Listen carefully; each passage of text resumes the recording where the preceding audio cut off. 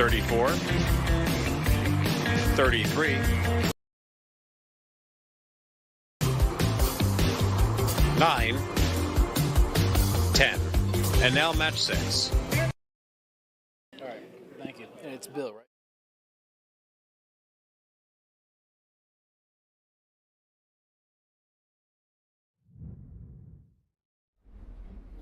7 o'clock, Philadelphia Live here on Fox Local. Right back at it. You know the drill, from 7 until 10, and really 24 hours on Fox Local. If it's happening, we're bringing it to you. We're getting you updated. We've got reporters both locally, nationally, sometimes internationally, and it echoes through the whole room. There's so much information that we are sharing with you. We also, if we're not right now, momentarily we will be up streaming on all social platforms. Jake tells me that we are now up on Fox 29 TikTok page, Instagram, Facebook, YouTube. I will open that up and join you in the chat room momentarily. And that means that if there are things on your mind, if there are things that you would like to express, as well as our question of the day, we will be interacting with you throughout. So feel free to jump in, let us know what's going on with you as we get you caught up with everything taking place. We're jumping right into it because it is an issue that is impacting us here in Philadelphia, but really all over the country. President Trump just announced that he was going to start assigning ICE agents to help out with TSA and security in airports across the country. What impact will that have? We've been seeing long lines in several airports. Our Asher Red is in Atlanta. He's breaking it down for us. Asher, good evening. Well, good evening, Bill. You saw maybe those viral videos over the weekend of the 5-hour lines here at the Atlanta airport, and also those lines were going out the door in some places. Now, those people who were in those lines, a lot of them ended up missing their flights, and they were back at the airport today. We were seeing the longest wait was about an hour and a half to 2 hours, and now it's been whittled down to just a trickle of people. I mean, these are really the only people behind me who are actually in line at this point. They just walked in. Now, ICE agents have been here all day, and here's a look at them from earlier wearing their Kevlar vests but with no mask. Atlanta Mayor Andre Dickens says ICE is only here for line management and crowd control. He says agents will not conduct any immigration enforcement. Meanwhile, President Trump says he might also bring in the National Guard if Congress doesn't approve Homeland Security funding soon. They'll do great. And if that's not enough, I'll bring in the National Guard. We're not going to have the Democrats destroy our country. These people are the most destructive, sick people, the Democrats. And Democrats are refusing to advance a spending bill for DHS until Republicans give in to their demands to reform ICE. Many passengers say they're fine with whatever it takes to get them through the lines faster. Yesterday, passengers waited up to 5 hours here before finally getting through security, and as you can tell, today has been much better. Now, most passengers are surprisingly in a decent mood after waiting in those lines, and they're pretty understanding of the situation, but some of them are still extremely frustrated. I stayed in line like 5 hours, and I missed my flight. Rescheduled, and I'm here today.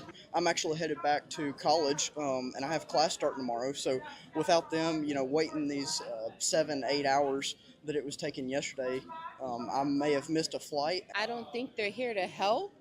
From what I've seen, they're just standing around talking to each other. And DHS says more than 400 TSA workers have quit since this government shutdown began. Now, President Trump says ICE is here to stay until DHS is funded. And as the days go on, those call-out rates will keep continuing on the TSA side of things. Bill? Asher, we've had it's been a back and forth debate because here in Philly, the lines really haven't been that long. There's a first flight or series of flights 4, 5, 6 o'clock in the morning, and those get long.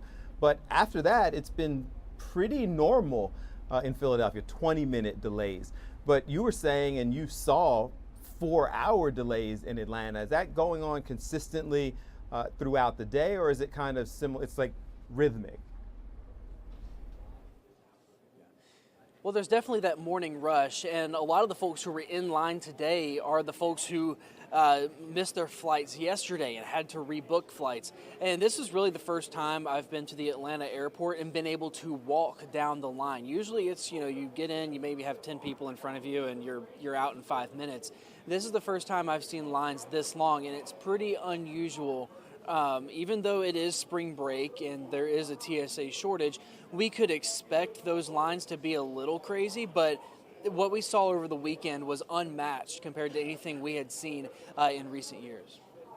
And then also, you talked about the fact that people are mostly patient, people mostly are dealing with it, but one woman you talked to said she doesn't see the ICE agents doing anything. ICE agents obviously have been a really divisive. People are either fully on board or fully opposed. How have people been interacting with the agents that you've seen? Well, mainly what we've seen agents do, they're not really checking the IDs like TSA does. That has to be left to TSA because they're trained to do that. But the ICE agents that I've seen, they've been splitting lines up. So one line that gets a little long, they'll split to 2 lines, into 3, and then 4, and sometimes even directing traffic outside if those lines get backed up too, of people trying to pick up their loved ones or drop off their friends. So ICE agents have been really kind of milling around, doing what they can to have this many people take up as less space as possible. All right, Asher, thank you very much. We will check in with you a little bit later on, continue to get a feel for how this holdup is interacting, or how people are interacting with it across the country. Thank you very much, Asher Red. We want to see what's going on with weather. We're going to get to Kathy in just a second to kind of break it all down for us. We've got Phillies opening this week. We've got pretty good weather, all things considered, here in Philadelphia. And another question when we get back to Asher later on that I'm curious about as we continue to look at TSA, the funding, Department of Homeland Security, which is interesting because the ICE agents who are now helping out TSA, the ICE agents are funded through DHS also, so they're also, many of them, not being compensated during this period of time. Now, there's been some supplementary funding for them, but in some ways, you're just replacing or reinforcing one group of individuals who are not being paid with another group of individuals who are currently not being paid. It remains to be seen how that works out. All right, let's check in. It has been pretty nice outside in terms of the weather. We've got Phillies opening day, which is going to be a highlight of the week. So Kathy Orr is going to break that down for us in just a second as she gets into the Weather Authority and gets things set up. So let me give you a quick rundown of the things that we are looking to focus on over the next couple of hours. So we already started off with what's going on with TSA. We're going to hear from President Trump as well as several of the other elected officials. Do we have the Senate floor shot? Just show it real quick. And so what you're seeing right there, they continue on the Senate floor to have this debate over the SAVE Act. The SAVE Act is it's been referred to as voter identification. It has been referred to as citizenship verification. It's been referred to of a lot of things, but they are continuing this marathon session of discussion and debate. The reason that that is relevant and ties into what I was just talking about is President Trump has said that that is his priority. So has gone so far as to say he's not going to sign any other legislation, save for perhaps funding DHS, until the Save America Act is passed. Currently, the Save America Act does not have enough votes to overcome the filibuster.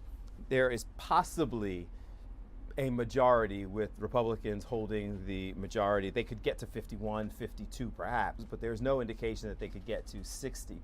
And so this ongoing discussion is essentially all of the elected officials on both sides of the aisle who are continuing to try to tell their story and show the reasons why the Save America Act should pass. This has been going on, since Wednesday of last week?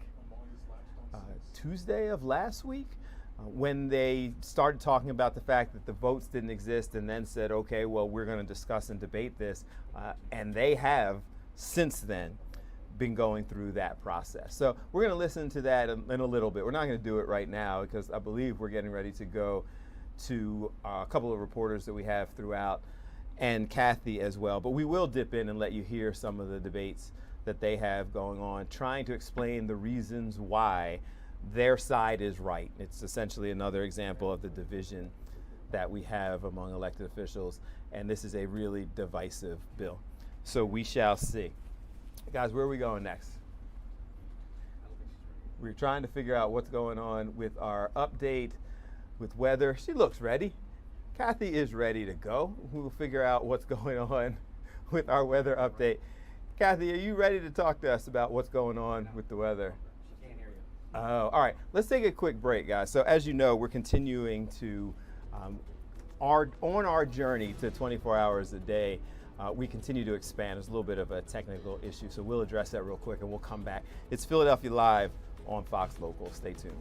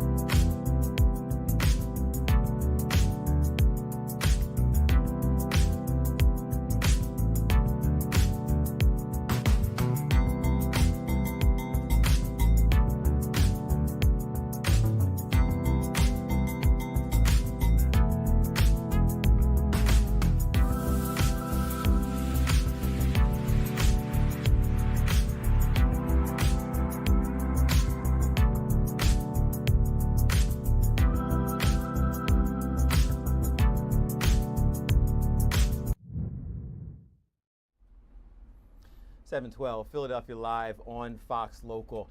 It's hard to believe how long it has been since the story with Nancy Guthrie broke. The different leads, the rewards that were being offered. Now those rewards are up to $1 million+, and yet they're still having a difficult time getting any leads. Our Amalia Roy is there in Tucson, continues to follow the case. And Amalia, the family is desperate. They just want some more information. Yes. Hi, Bill. The family is desperate. Savannah Guthrie posted over the weekend a statement signed by all of the Guthrie children asking people in Tucson to keep thinking about their mother, go over anything they might have that could lead authorities to finding her. This is the first time that we've heard from the Guthrie children in weeks. In part, they posted a letter on Instagram saying, "We desperately ask this community for renewed attention to our mom's case. Please consult camera footage, journal notes, text messages, observations, or conversations that in retrospect may hold significance. No detail is too small. It may be the key." They also talk about how much they miss their mom and say they can't grieve or celebrate her life without having her home. I went by Nancy Guthrie's house earlier today, and the community is still leaving flowers, signs, and prayers to honor Nancy Guthrie. And a former FBI investigator I spoke with told me even though it may seem like the investigation's slowing down, there's a lot of work happening that we don't see, and it's by no means a cold case. And even though they're not talked about every day, there's news conferences, is that there's a lot of work being done, whether it's on the genealogy side or whether it's in the cellular analyst side, to be able to pull together some of that data that may help them bring this picture into focus. The Guthrie family is offering $1 million for information that leads them to Nancy. That's on top of the FBI's $100,000 reward. Bill? Amalia, you've been back and forth there throughout this whole time, and initially there was a lot of energy. The community was on board, the community was supportive. You said that they are still offering kind of words of encouragement, but what's the energy like there? Are they still hopeful? Are they still engaged? Driving through the Catalina foothills today, driving towards Nancy Guthrie's house, you see the yellow ribbons on people's mailboxes. You see yellow flowers and signs all outside of Nancy Guthrie's home. So the community, they're still supportive. And like I said, the former FBI investigator said that even though to our eyes, the energy that definitely saw in early to mid-February when videos were coming out and there was a lot of speculation about what could have happened, now he says it's that work behind the scenes. It's going through all of those thousands, tens of thousands of tips that came in. It's going through every bit of DNA they find. And again, with what the Guthrie family is asking for the Tucson community to go through any bit of information that they might have that might not seem significant that could crack the case open. Wow, we all remain hopeful, prayerful, because I can only imagine what they're going through. Amalia Roy, thank you so much for the update. It is 7:16 here on Philadelphia Live on Fox Local and all streaming platforms. As I said before, the weather's pretty good here. We've been dealing with the craziness of March, but as we take a look at Citizens Bank Park, because the Phillies opener is later this week, Kathy, we got through the crazy, right? So now the ups and downs, they're not so bad. No, we're going to level off eventually in the 10-day forecast, and it is looking better. Today was the worst day of the week weather-wise, so we are going to get out of this weather rut, so to speak. It's been short-lived. Yesterday was 75. Today we're in the 50s with temperatures falling big time through the 40s. And as you take a look down the shore, I mean, earlier it was raining, it was windy, still some wind in Ocean City. It's 42 degrees there. And you can see still breezy conditions at least. Winds gusting through Philadelphia, Millville, Dover, over 30 miles an hour, and even in Wilmington, gusting close to 40 miles an hour. So those winds will relax and temperatures will fall with clear skies overnight tonight. Right now, 43 in Philadelphia, 40 in Reading, 39 in Hamilton. So it's pretty chilly everywhere, and with the wind, of course, it makes it feel colder. The whole Northeast, the Great Lakes, the Midwest, everyone's in this cold dip.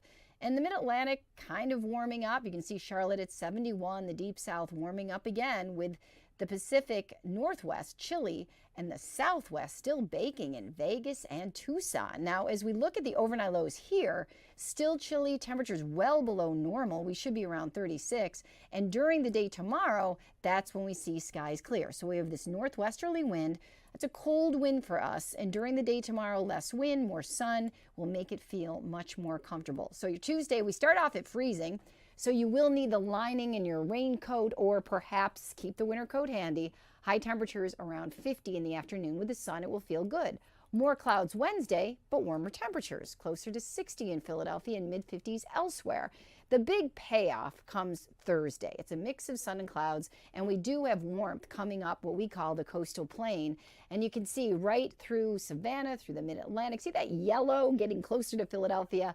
That is the warm-up we're talking about. So the Phils take on the Rangers Thursday, first pitch 4:15. Temperatures will be in the lower 70s with a mix of sun and clouds. And after sunset, by 8 p.m., we're talking about temperatures falling to the 60s. And Bill, generally the rule in the summer after sunset, you lose about 5 to 6 degrees within the hour. It happens pretty quickly. 3-day forecast, Tuesday 51, Wednesday 57, Thursday is the winner of the week, and then Friday we see showers moving in for the morning, but they're gone Saturday and Sunday, and temperatures get back up. And what I love, you know me, I love that 10-day trend. So we're down the 50s, we're in the 70s, we're back in the 50s, and then consistently, beginning next Monday, we are in the 60s. And look what happens next Wednesday. It is April Fools, already April. The winter is in the rearview mirror. I don't know about you. I officially, Kathy, after we last talked, I took the snow blower from the front porch into the basement. Great. So that means it is officially done. It is and over. I actually followed your advice and did yard work this weekend. Oh, you did? And I did not follow my advice, and I didn't do it yet, so it's got to be Thursday. Yeah. All right. We'll work on it Thursday. And I didn't right. voluntarily do yard work. I was pressured into doing yard work. So I'm not going to act like I went outside. It's like, oh, it's a beautiful day. I should go rake. There was more to it. But There's more I of that appreciate you. backstory. Well, thank you. I'll see you There's a lot later. to it. Thanks, Kathy. Guys, we're going to take a break. When we come back, we're going to break down sports. We're going to hear more about this funding issue that the mayor has. And that actually is a question I posted on my social media. You can see my socials right there over my shoulder. So you can follow me at Bill A. Fox 29 on all social platforms. Fox 29 Philly. You can answer our questions of the day. Today, I was asking you on the page, how do you feel about this proposed additional $1 per ride surcharge for Uber, Lyft, all of the ride shares? We'll break it down, and you can jump in and comment in just a second. Philadelphia Live on Fox Local. We'll be back.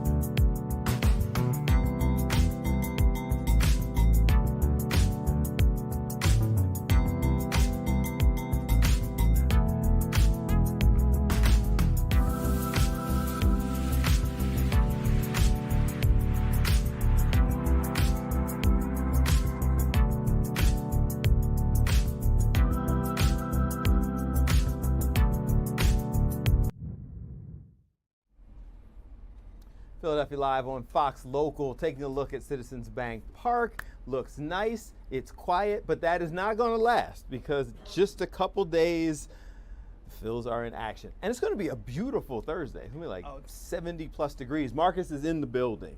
How are you, sir?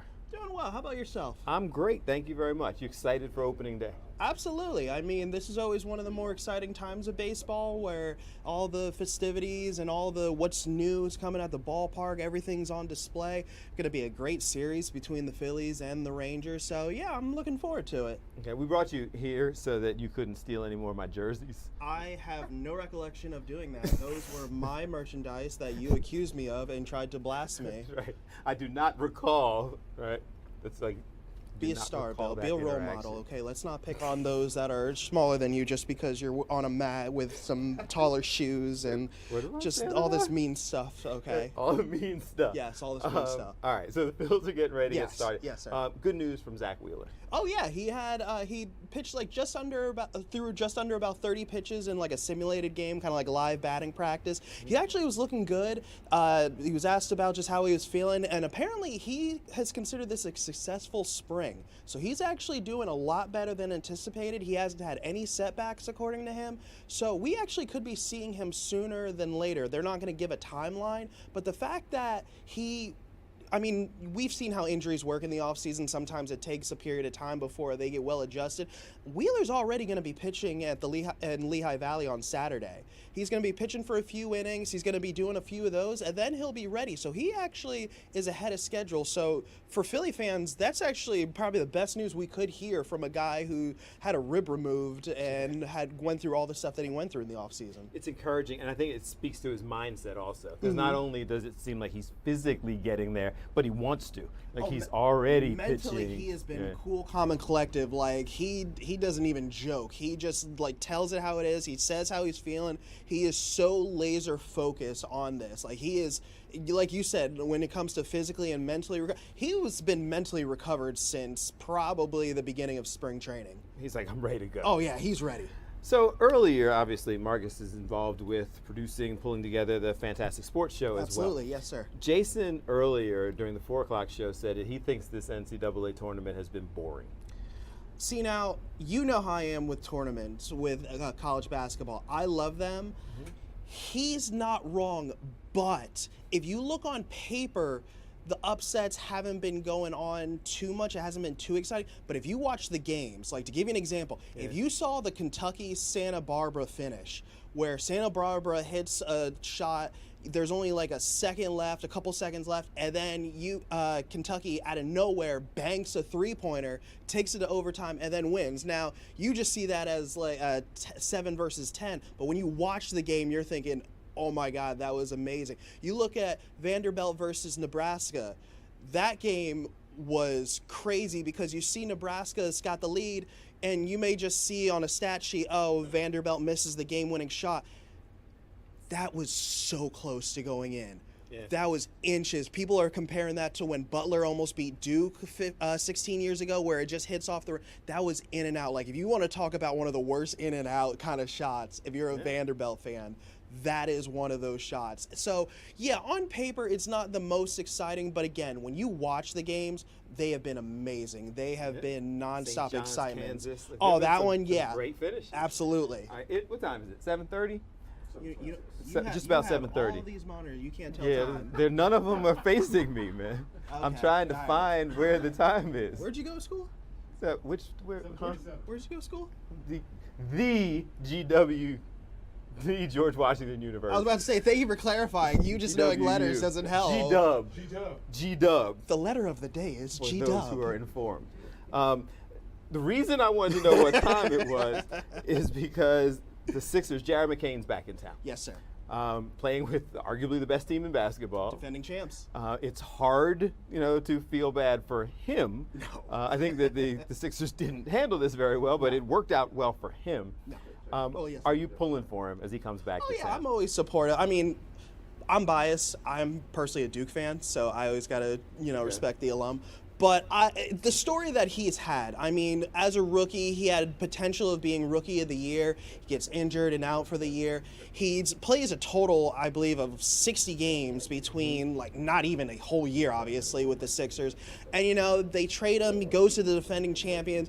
And he handled it with such class because he was asked this morning in shoot-around if there were any hard feelings. And he said, no, you always, as a basketball player, hope for the day you get drafted. And the Sixers picked him. So he's always going to have love for them. He's always going to have love for Maxey and a lot of other players as well. He even said he was talking to Adem Bona last night. So he's got a great relationship. And then when it comes to the fans ripped Daryl Morey for that trade. Yeah, it's a bad trade. And he went on record by saying, thanks, Philly. I appreciate you guys. You guys have always been good to me. You guys have been reaching out, DMing me through this trade. You guys have been supportive the whole way. He has been the most high-class player that you could imagine. So he's not saying, forget Philly, I'm out, I'm going to go win some rings with that. No, he has actually been the most mature I've seen out of a young player in quite some time. Okay. I still want the Sixers to win. Absolutely. But I am pulling for him to have, all those reasons. Oh, yeah. I'm pulling for him to have a good game. Let him have a 50-point game and the Sixers still beat him. Right. Let that would happen. be perfect. Yeah. It's unlikely. No, but that would be the perfect scenario. Absolutely. All right, sounds good. We'll check in with you in just a little bit. You got it. Appreciate you. Marcus in the building. I think we're going to take a quick break. No, we've got Jeff ready to go. You're doing so well. Thank you, man. I just keep adjusting, keep throwing stuff at us, so we keep going. This is what All the Way Live looks like, Marcus. All right, so what are we doing, team? Are we going to Jeff? Yes. Jeff is ready. He's there. Jeff is looking into this story that we've been talking about throughout the day. Mayor Parker proposing some additional funding options, this rideshare tax or surcharge, Jeff. And when we last spoke, you were about to go out and see what the community thinks about this. Yeah, that's right. And there is mixed reviews. I mean, look, millions of people take Uber or Lyft around the city every single year. And if the mayor gets her way, there's going to be extra funds that are going to go toward that. And it's going to come out of the people's pockets. So think about it like this. The Philadelphia School District right now is in a big hole. They're facing a financial crisis, a $300 million deficit. So Mayor Sherelle Parker, she is suggesting and proposing a $1 rideshare tax that will help bridge that gap, that $300 million shortfall, because the COVID relief fund is ending. So they're $300 million in the hole. She believes it'll bridge the gap and it'll make $48 million annually. And also it'll save hundreds of jobs. So she is a big proponent of this. If it gets approved, it'll go into effect January 1st. And so that means every time you take a rideshare, an Uber or a Lyft, it'll be $1 that originates out of the city of Philadelphia if you take that Uber. But I will tell you this, we reached out to Uber and Lyft tonight. Both, of course, are opposed to her proposal.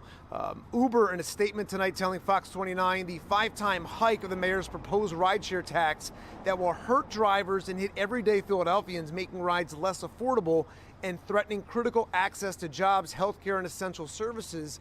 And the statement went on to really just go against everything that the mayor of Philadelphia is proposing right now. And remember, just a few weeks ago, her original proposal was 20 cents per ride. Now it's up $1. Again, 5 times the original proposal. So we're going to see if this goes through. They will vote on it come June. And again, if it is passed, it will go into effect January 1st.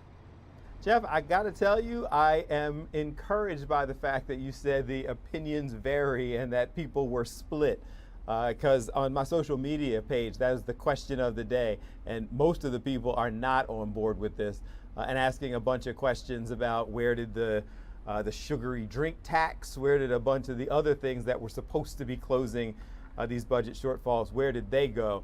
But it's nice to hear that people are at least open to the idea of additional funding sources for the schools. Well, yeah, and the consensus really is, well, look, the school district and the city of Philadelphia should find another way to fund the school district.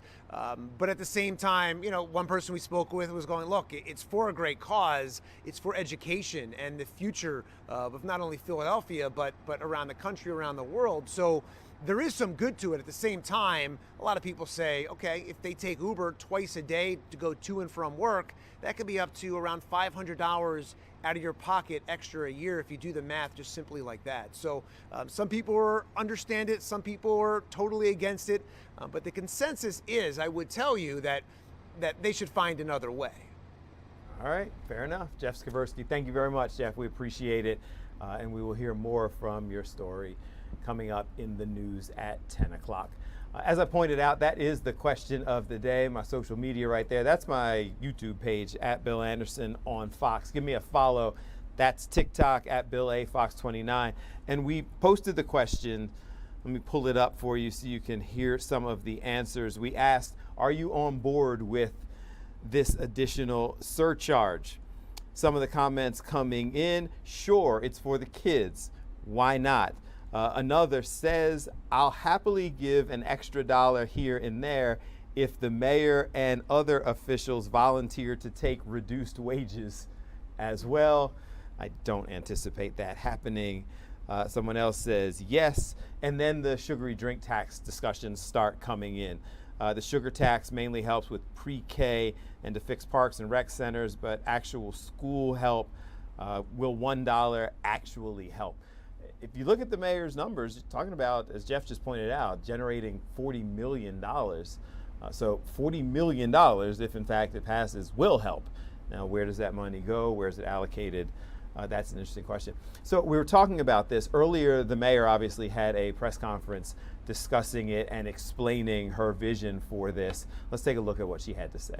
Philadelphia, we have come together today to address a critical issue for the school district of Philadelphia and the 198,000 public school students within its care. The school district of Philadelphia, and this is important to start here for the record, for us to acknowledge that our district is making significant progress under its strategic plan called Accelerate Philly. And this is what we should be proud of. We have increased student attendance, increased test scores, we've increased graduation rates, and we have decreased the rate of dropouts here in the city of Philadelphia. Give that a round of applause. That's progress. Thank you, Dr. Watlington and team. However, in order to build on our students' success and to increase economic mobility over the long term, we must help our school district continue on this trajectory for our children. And the question for people like me who are elected to represent this city is, it's nice to acknowledge the progress, but when you see the pain, it's not enough to give a good speech. You need to figure out how are you going to drive dollars to the district so that it can continue producing the results that you've heard me mention. So how are we going to assist the district during this challenging time? First things first, we're going to acknowledge that the school district of Philadelphia is facing a $300 million structural budget deficit right now.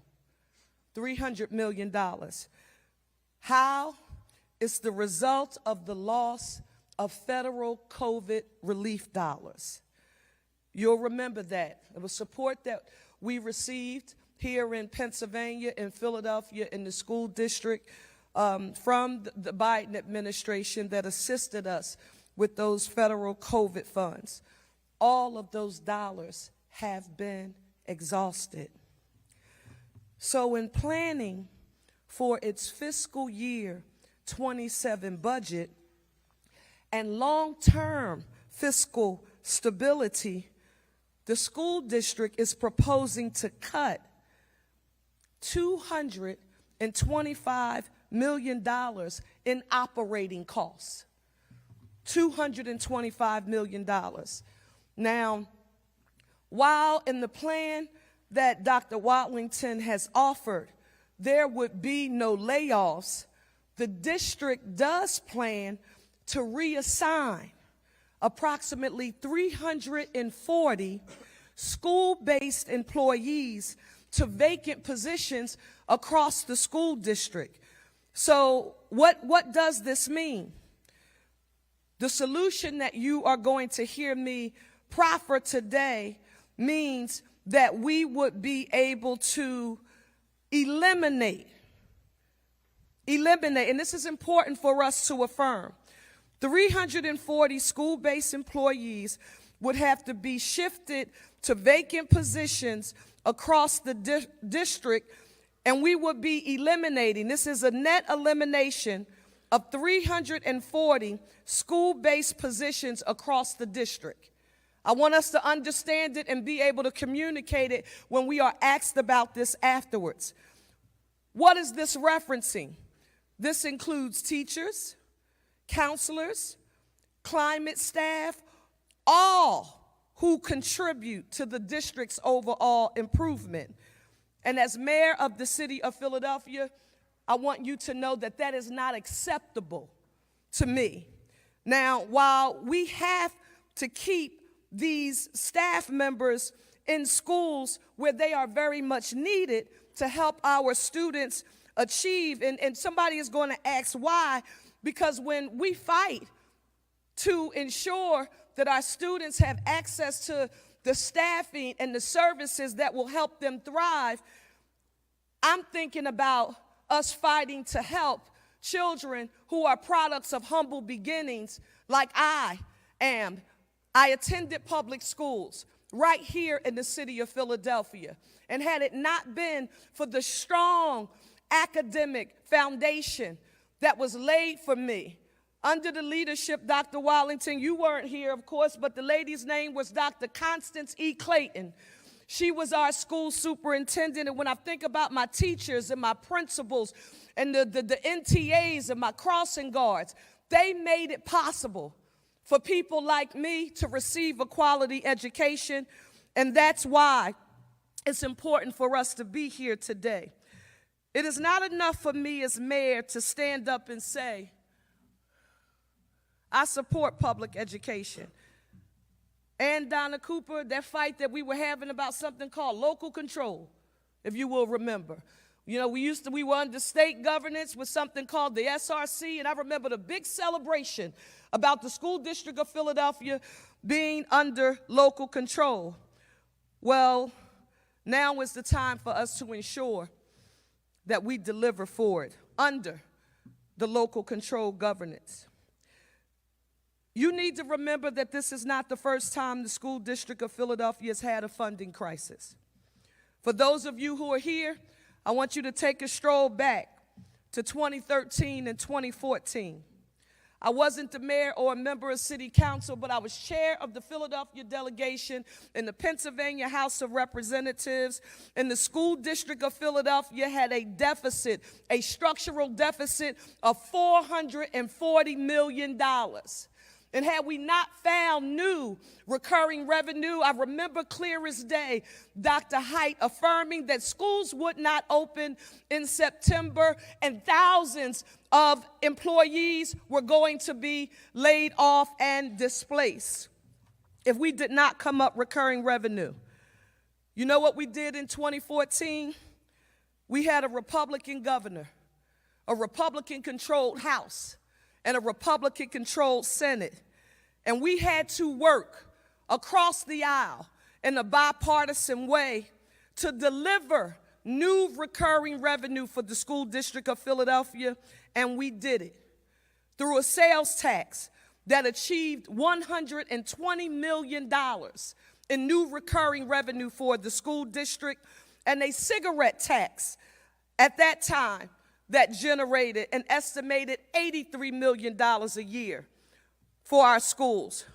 In both cases, and I just got off the phone with him, I see State Senator Vincent Hughes, who was chair of the Appropriations Committee, and State Senator Tony Williams, and all of the work we had to do to work with Democrats and Republicans in order to make sure we delivered for the district.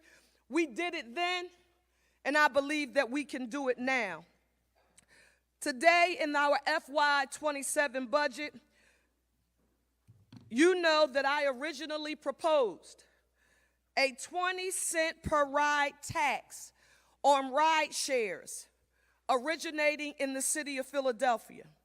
Now, when I proposed this in my budget, this tax was projected to raise $9.6 million annually beginning in FY28. That would be July 1st, 2027 for the school district. However, with new data at our fingertips, in light of the school district's $300 million structural deficit, it was clear that I, as mayor, and the Parker administration needed to add additional recurring revenue that the school district could count on in years to come to help it close and eliminate that $300 million deficit. So here's the news. To help the district close the budget gap, I will be offering an amendment to the proposed ride share tax bill, requesting that the ride share tax be increased from 20 cents per ride to $1 per ride. I will propose that this tax become effective January 1st, 2027. Yes, that is 6 months sooner than we originally proposed when I introduced it on March 12th. But I want you to know that this increase in the ride-share tax, it will generate $48 million per year beginning in FY28 annually for the School District of Philadelphia. $48 million in new recurring revenue for the School District of Philadelphia.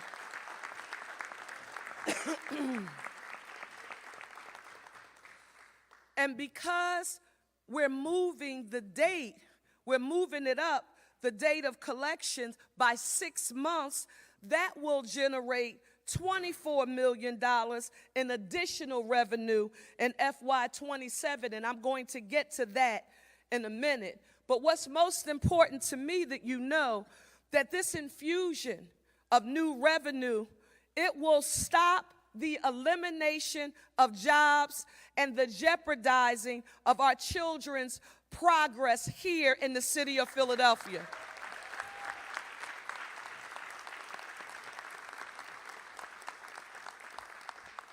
If you're like me, you want to quantify it, because I want to know exactly what would it mean. As a result of this influx of additional dollars, the school district will be able to reduce the number of school-based personnel reassignments and position eliminations by 200 positions. 200 positions. Huge.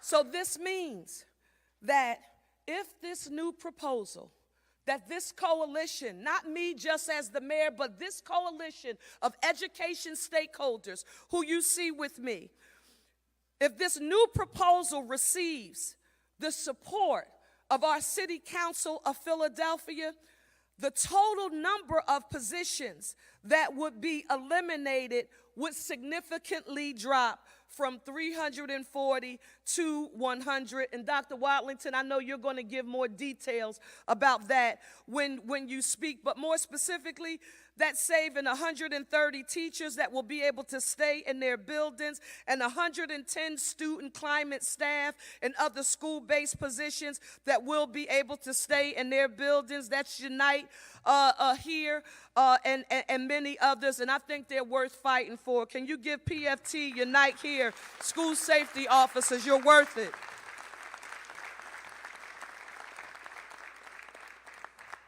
Coming here on the way here, someone said, why?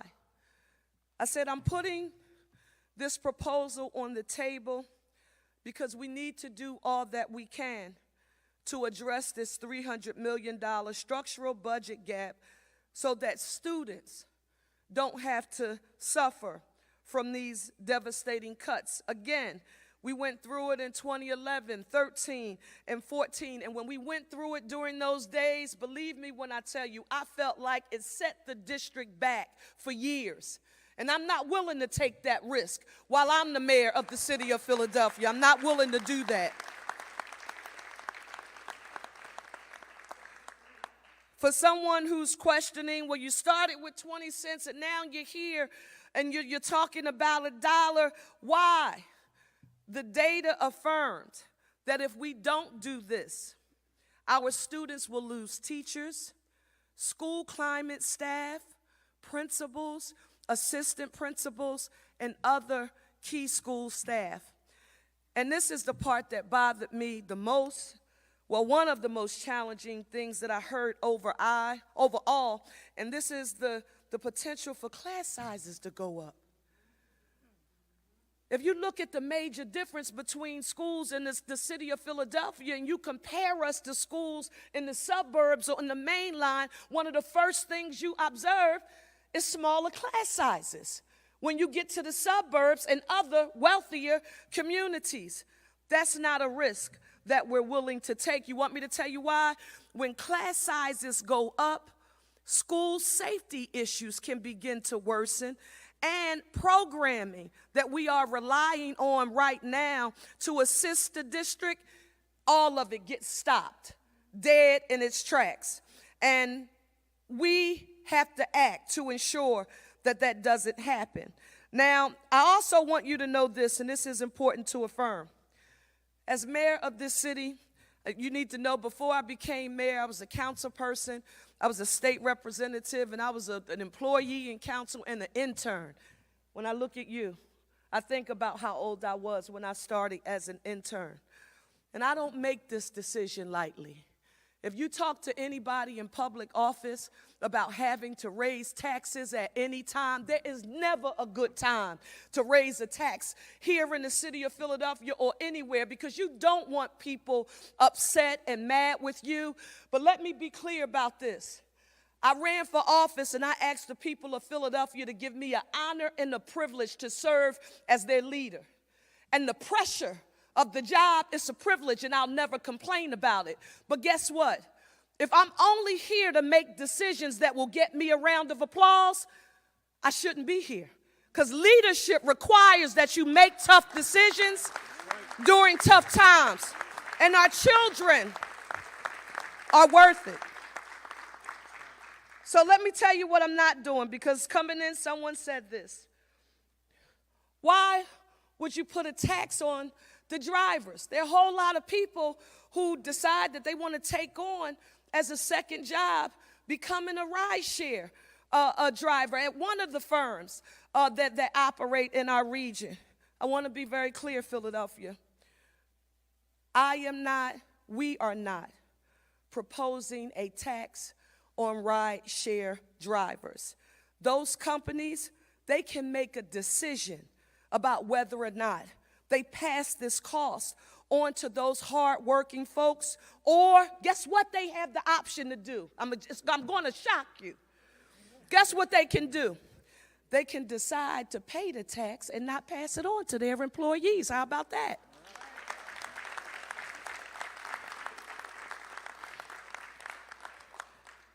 Otis Bullock, you can't make this up. I thought about something we did in city council called the soda tax. I don't know how many of you remember the soda tax that we passed. You can't make this up. On Friday, I was in Southwest Philadelphia at a place called King Sessing Recreation Center. It is now a $35 million new campus with a new rec center and a new library, and when you drive by it, you think you're on the main line, but you're actually in Philadelphia. And talk about making those tough decisions. I remembered the fight, and it was very uncomfortable. They put ugly pictures up, and if y'all think it's bad on social media now, they get ready to terrify to me. You hear me? But guess what? It's the right thing to do. Because our young people and our school district, it is worth it. The foundation of the budget that I just introduced is economic mobility. The foundation of the budget is about putting people on a path to self-sufficiency. Your mayor happens to be a teach me how to fish kind of girl. I don't want you to give me anything except for access to the opportunity for me to learn and earn in my own right.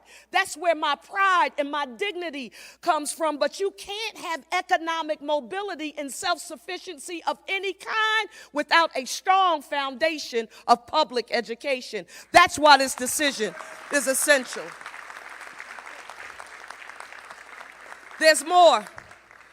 In addition to stepping up for our kids, if we're talking about economic mobility, we have to think about our workforce, and we also have to think about the people, the families, the caregivers, the parents, the village that's taking care of our children. So I want you to know that this proposal would ensure that eligible school workers who need access to transportation to get to work will not have to shoulder the burden of affordability as it relates to transportation, because we would include for eligible school district of Philadelphia employees Trans passes, similar to what we do for City of Philadelphia employees through something called the SEPTA Key Advantage program. Let me hear you say SEPTA Key Advantage. This program would be for eligible school workers like climate workers and support staff and our maintenance staff and others, and we will use $3 million in revenue from the tax each year to ensure that they don't have to carry the burden of transportation.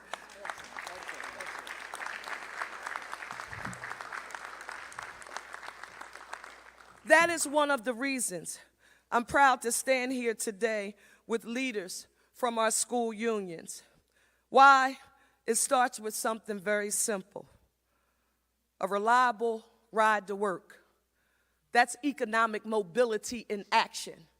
You can't give a speech supporting economic mobility without figuring out a way to pay for it, to make sure that the people who need it, they get access to it. But that's not all we will be doing. You heard me talk about our staff, but when we think about economic mobility, you have to think about our caregivers who are raising our students in the school district of Philadelphia. When you think about the cost of housing, bread, milk, eggs, and cheese, families need help.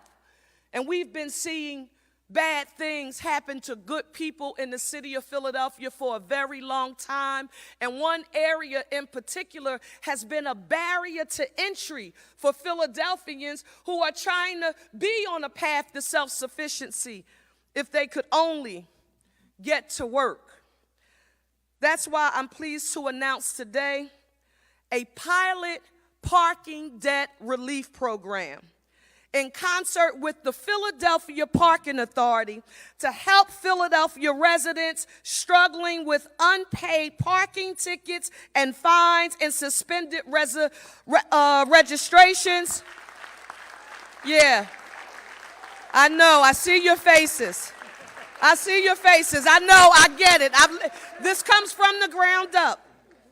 This is what I didn't know until we quantified the $300 million structural deficit that the school district was facing, the amount of revenue that we needed, the cost of the Key Advantage program, and how we could offer it to our workers. I didn't understand an impact.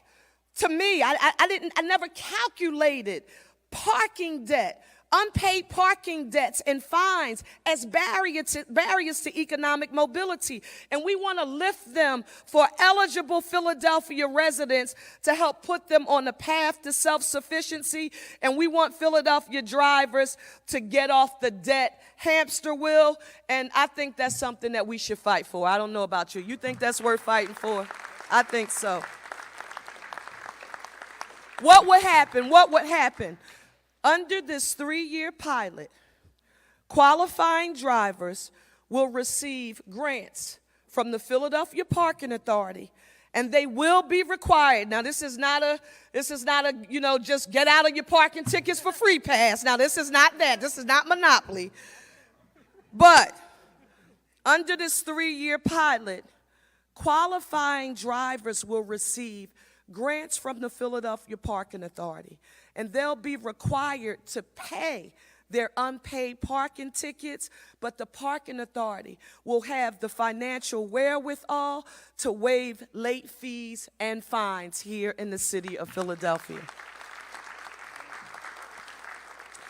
And this is the part that some of you may not be familiar with. This is only because I lived in Harrisburg for 10 years that I remember this. The revenues that the Philadelphia Parking Authority collects from this program could eventually flow back to the school district of Philadelphia, because, you know, the Parking Authority, we have an arrangement in the way this legislation was written regarding the Parking Authority's governance, that it delivers revenue to the school district of Philadelphia. So we never lose focus of our ultimate and primary goal, which is to assist Philadelphia, to assist the school district of Philadelphia and our children to rid itself of this $300 million structural deficit. I want to close with this. This proposal, if approved by City Council, will generate $192 million over 5 years to restore jobs for the school district of Philadelphia and provide access to the quality public education that our children deserve. Donna, Cooper, and Hillary, we did the math. This would be the... So you've been watching Mayor Parker and her proposal about what's going to happen if City Council approves this new rideshare $1 surcharge. They now have to go through the process. Wouldn't be a vote until June, but she is continuing to put it out there. Guys, we're going to, if we could pull up the screen, we're going to go to the feed of Live Now for all of the things that they are covering right now to get you caught up on local, national, international. Going to do that for a quick half an hour, and then we'll be right back at 8:30 to continue on with Philadelphia Live. So stay with us. We will still get you caught up on everything taking place, and I will be back at 8:30. President Trump may be willing to give peace a chance and, for the moment, hold off on attacking Iran's energy infrastructure. But that isn't stopping the U.S. or Israel from hitting military and regime targets in Tehran and beyond. As the head of the International Red Cross warns, Iranian civilians are being caught up in the waves of attacks. But in the wake of Iran launching its longest-range missiles yet, targeting a joint U.S.-UK base some 2,500 miles away in the Indian Ocean, Israel's Prime Minister says there can be no let-up in the pressure. If you want proof that Iran endangers the entire world, the last 48 hours have given it. They have now the capacity to reach deep into Europe. They already have fired on a European country, Cyprus. They are putting everyone in their sights. As Iran continues to fire cluster bombs at Israel and neighboring countries, it's also threatening to hit vital infrastructure like desalination plants that supply drinking water to Gulf nations and power plants that provide electricity to American military bases. Although that threat appears to have diminished following President Trump backing off the U.S. threat to target Iran's energy sites. But as more U.S. assault ships and Marines are heading for the region, Iran's Defense Council is threatening to deploy mines in the Gulf and along the coasts, keeping the commercially critical Strait of Hormuz closed to almost all shipping. Amid the talk about talks, it's worth noting that the missile attacks from Iran have diminished somewhat here in Israel and across Gulf nations over the last 24 hours or so, which might be a sign that Iran is allowing some breathing room for negotiations, even as it denies those negotiations are taking place. In Tel Aviv, Jonathan Hunt, Fox News. All right, thank you so much for that. As Trump's turnaround, which held out the possibility of resolving this war now in its fourth week, served to drive oil prices and jolt stocks upward. This was the post that really got the markets moving in a big way, as President Trump said over the last 2 days. Very good, productive conversations regarding a complete and total resolution of our hostilities in the Middle East. Iran denied the talks are being held, saying no negotiations have been held with the United States. President Trump saying they held it with a respected individual. Let's be joined right now from the ASU Future Security Initiative co-director, Daniel Rothenberg. Thank you so much for joining us here on Live Now from Fox. And this may signal the IRGC is a little bit more scattered than we previously thought. How big of a development? How much does President Trump actually want peace in this region? Well, thank you so much for having me. We don't really know what President Trump is seeking.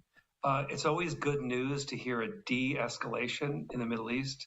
The potential scope of this conflict is really quite terrifying.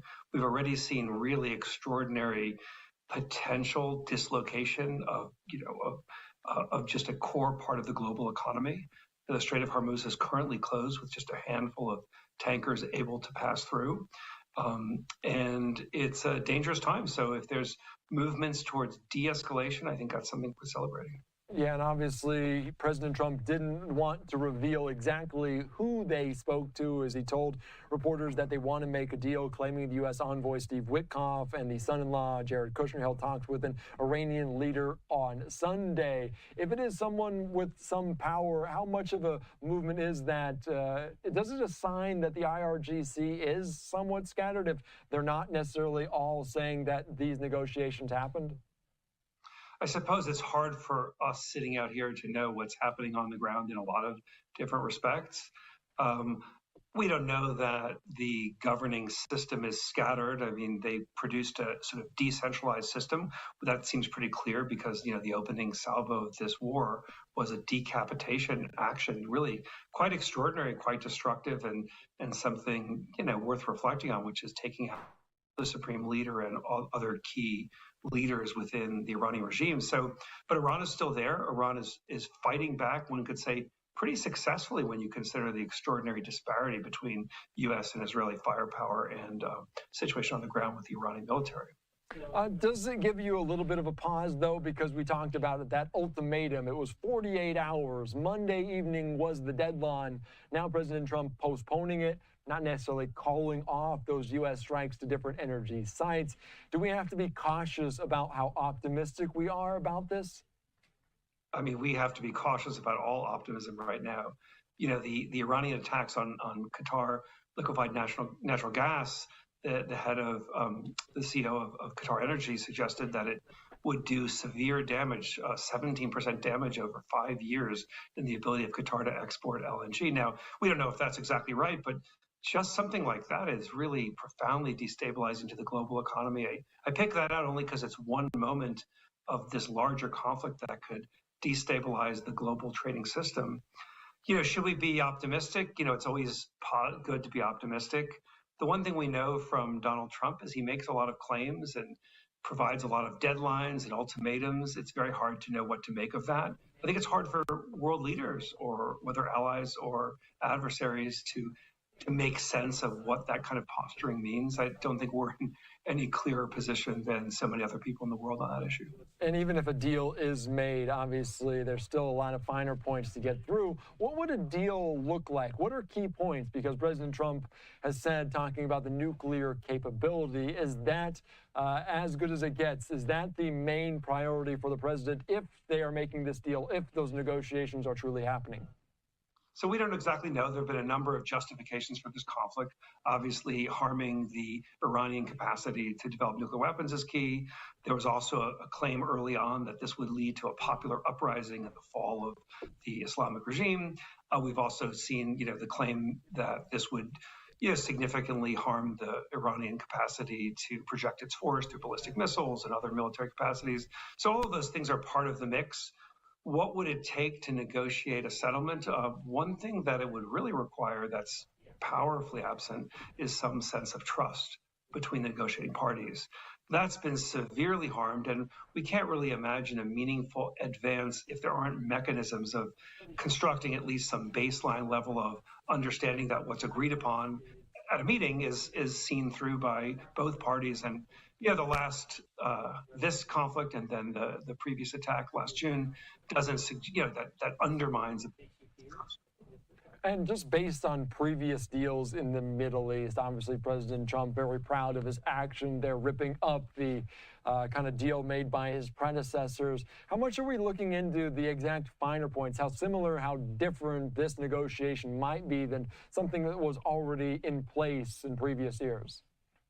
Right, the JCPOA, so that was taken apart in the first Trump administration. That was an effort to very carefully and judiciously negotiate, a pause on Iranian development of nuclear weapons. Whether or not you think it was effective, it was destabilized. And so here is where we are now.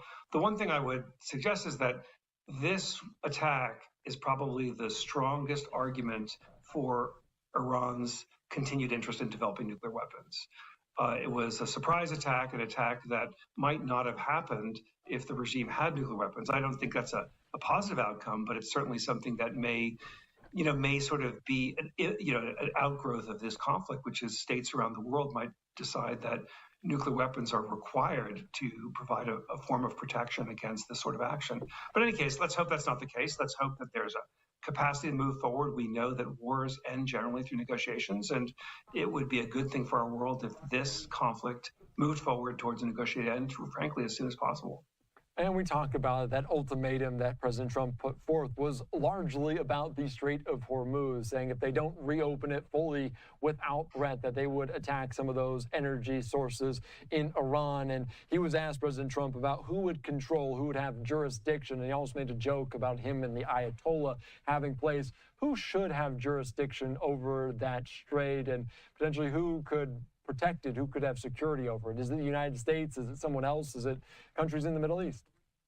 Well, what's interesting about the Strait of Hormuz, is that it is perhaps the most or one of the most modeled parts of the world in terms of making sense of and seeking to understand its strategic importance for the world and means of protecting it, and a general understanding that it's difficult to protect. And it's always been Iran's sort of trump card, so to speak, to prevent the export of natural gas and petroleum products out of the Strait of Hormuz. So, none of this should come as a surprise to anyone following the region. It certainly isn't a surprise to folks in the security establishment.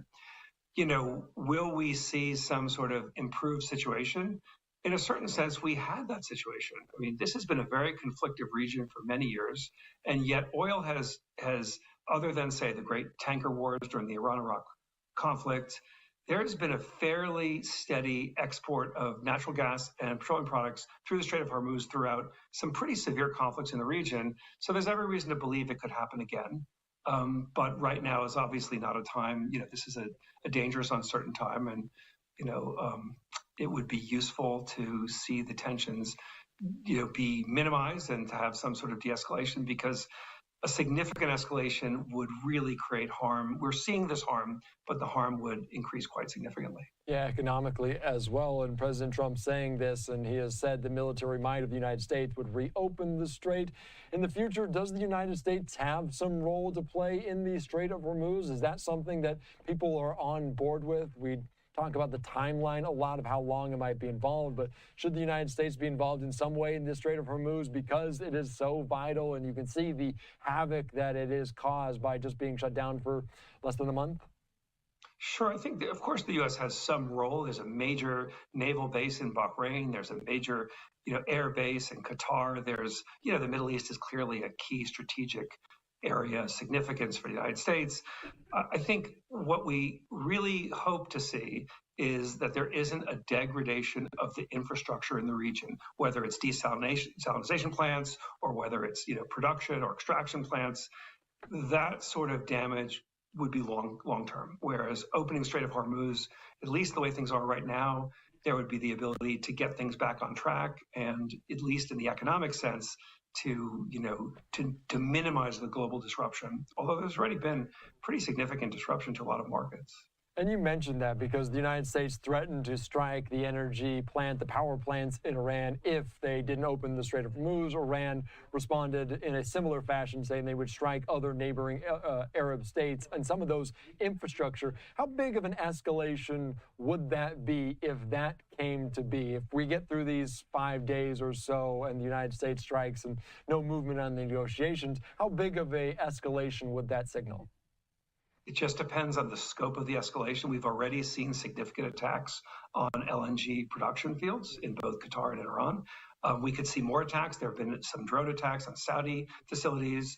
If there was a full-fledged attack on the infrastructure of Gulf states, that's to say Iran attacking key U.S. allies and the U.S. and Israel attacking Iranian capacity, it could destabilize the region in ways that would have profound impact.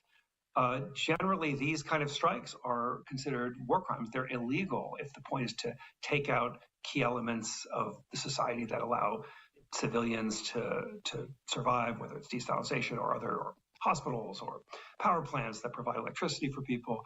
There's a reason why we we limit those kind of strikes that restricts the nature of warfare. Right now, we've seen generally the efforts targeting military installations. There's a certain logic and legality to that. leaving aside the larger legality of the war. But, this is a very tense time in global politics. I'm not sure if Americans feel it the way that, say, Asians do, who rely really extensively on oil from going through the Strait of Hormuz, or for that matter, Europeans who rely, again, very much on natural gas coming out of the region. And how much would that affect the United States and their relationship with some of those neighboring Gulf states, like the UAE, like Kuwait, like Bahrain in this? If they do have this escalation happen, they obviously would request or have some sort of protection from the United States because they're getting pummeled. But would that change the relationship between the United States and some of the neighboring countries, not only Iran, but also the other countries involved? Well, I think it's already changed the relations. How long that change will last and what its long-term impacts are, we don't know. But this was a war of choice. The U.S. wasn't attacked by Iran. So this was a decision, and it was a surprise decision. And it put a lot of key allies in the region in a position of great threat and uncertainty. That isn't the way Americans are feeling this, because we're quite far from Iran. There aren't drones attacking U.S. facilities, at least in the homeland. There are in military installations in different parts of, in the region. But, imagine what it feels like to be Qatari or Saudi or, in the UAE or any of these countries that have longstanding relations with the U.S. and frankly viewed the current U.S. administration as a core ally and supporter. And the next thing you know, you are being attacked because of the impact of a war of choice that, is profoundly destabilizing. But again, if it were to end tomorrow, the profound destabilization would be minimized, and things could at least go back, I don't want to say to where they were, but possibly to a situation that's less fundamentally conflictive and less fundamentally dangerous. But this is a really big deal for the world, and the implications, we don't know what they will be, and they will certainly be quite long term. What else are you looking forward to over the next couple of days, Daniel? Because we know we have this postponement of this threat from the United States, Iran saying they have not negotiated, President Trump saying they have. What are you keeping your eye on? What's important to you over the next 24, 48 hours? Well, I think the fact that the term negotiation is being talked about is a good thing. Surely there's some sort of negotiation going on. Exactly what? We don't really need to hear that clarity from political figures, but I think it inspires at least some level of confidence that there's an effort to tamper down this violence. But I also think it would be useful really for Americans in general and Arizonans as well to remember that, war is a devastating practice. And on the ground, we have millions of people displaced by this conflict. Around 1 million, according to the UN, just in Lebanon, a different facet of this war, prosecuted by Israel. And then also within Iran, there's just really profound human suffering here. And, that is a key aspect of war. Certainly Americans should remember the kind of profound reverberations of the post 9/11 conflicts in the region, the devastation of Syria, the profound harm in Iraq. We want to minimize that harm. That harm has, impacts beyond just the immediate news cycle. So let's hope that this gets that there's some sort of ceasefire, that negotiations are advancing, that some level of fundamental trust or at least baseline talking can be advanced. All those are positive signals. And all of them on the table as they potentially are at the negotiating table. So some movement, and we'll talk about the real impacts there. And even if it ended tomorrow, you would still feel them in the near and long-term future. All right, Daniel, thank you so much. I appreciate your time, your insight here on Live Now from Fox. Thank you so much, Andy. All right, thank you so much. All right, great conversation there, breaking it all down and some major developments as President Trump saying some negotiations with a respected leader of Iran is taking place. You can see there saying the report as they've talked over the last couple of days, a productive, good regarding a complete and total resolution, saying based on the tenor and tone and the depth, detailed and constructive conversations, which will continue through the week, I have instructed the Department of War to postpone any and all military strikes against Iranian power plants and energy infrastructure for a 5-day period. I'm Andy Mack. We're back after this.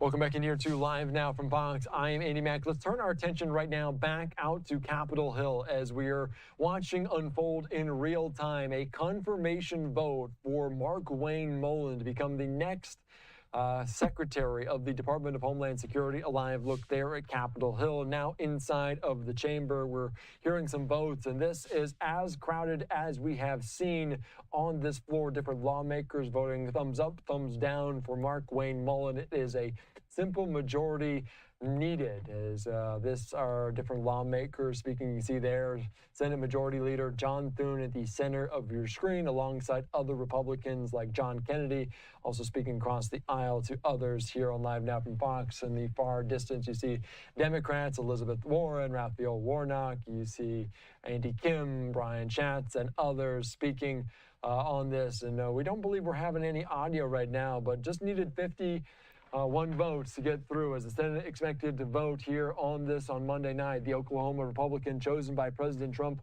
earlier this month to replace Kristi Noem, who attracted a flurry of scrutiny from Democrats and Republicans alike for her leadership of the department and her use of taxpayer money.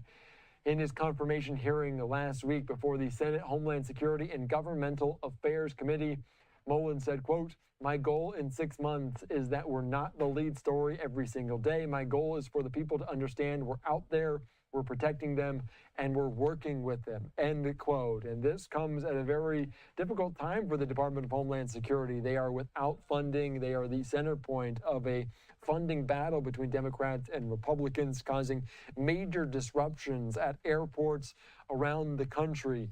So much so that ICE has to be sent to them to augment some of what's going on with TSA agents.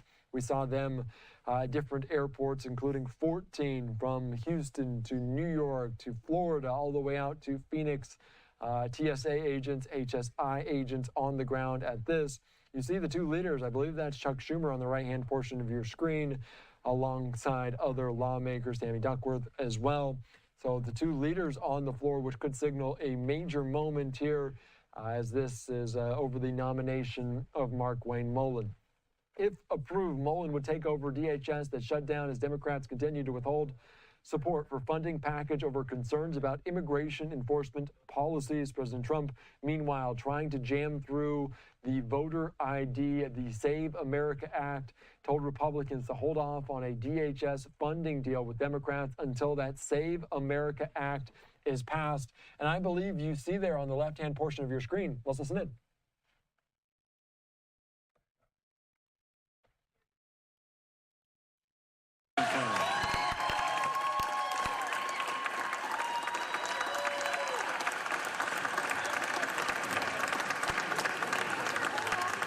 Under the previous order, the motion to reconsider is considered made, laid upon the table. The President will be immediately notified of the Senate's action. Okay. That's right. The clerk will report the motion to vote cloture. Cloture motion. We, the undersigned senators, in accordance with the provisions of Rule 22 of the Standing Rules of the Senate, do hereby move to bring to a closed debate on the nomination of Colin McDonald of California to be an Assistant Attorney General, signed by 17 senators. By unanimous consent, the mandatory quorum call under Rule 22 has been waived. The question is it the sense of the Senate that the debate on the nomination of Colin McDonald of California to be Assistant Attorney General shall be brought to a close? The yeas and nays are mandatory. Under the rule, the clerk will call the roll. Ms. Alsobrooks. All right, just listening in there to this here on Live Now from Fox as Markwayne Mullin confirmed as the next Secretary in the Department of Homeland Security. That is a major move. Presiding over it was their Republican senator as well, James Lankford. So we're following it closely here on Live Now from Fox as this was what was going on there. Markwayne Mullin, the center of your screen, shaking hands with different Republican lawmakers as he takes over this department now without funding, as disruptions to different areas, airports, FEMA, other members there. As you can see there, a slap on the shoulder from James Lankford, the also Republican senator from Oklahoma. So Markwayne Mullin now walking off your screen in the bottom left portion of your broadcast there. And I do want to take you back out to it in full here as we watched it. Markwayne Mullin, the confirmation vote going through, and he slid by rather easily. I believe it was 54 votes in favor. Let's listen back into this culminating moment there on the upper chamber here from a little bit ago.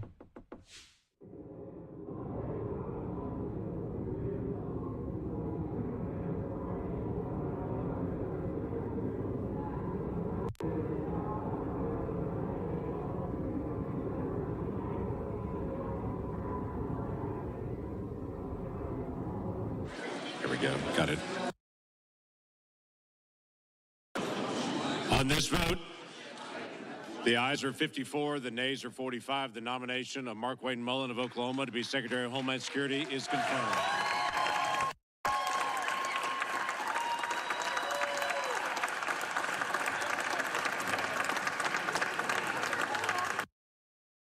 Motion to reconsider is considered made, laid upon the table. The president will be immediately notified of the Senate's action.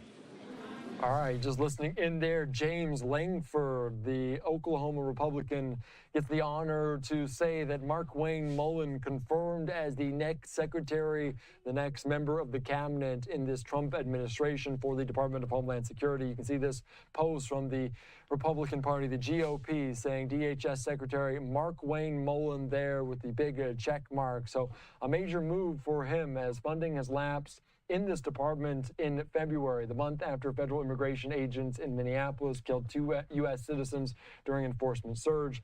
Mullin, respected, generally well respected by his Senate colleagues on both sides of the aisle. His confirmation hearing signaled he was open to shifting the direction of the agency. During that confirmation hearing, he told the panel he would require immigration agents to obtain judicial warrants to enter private property.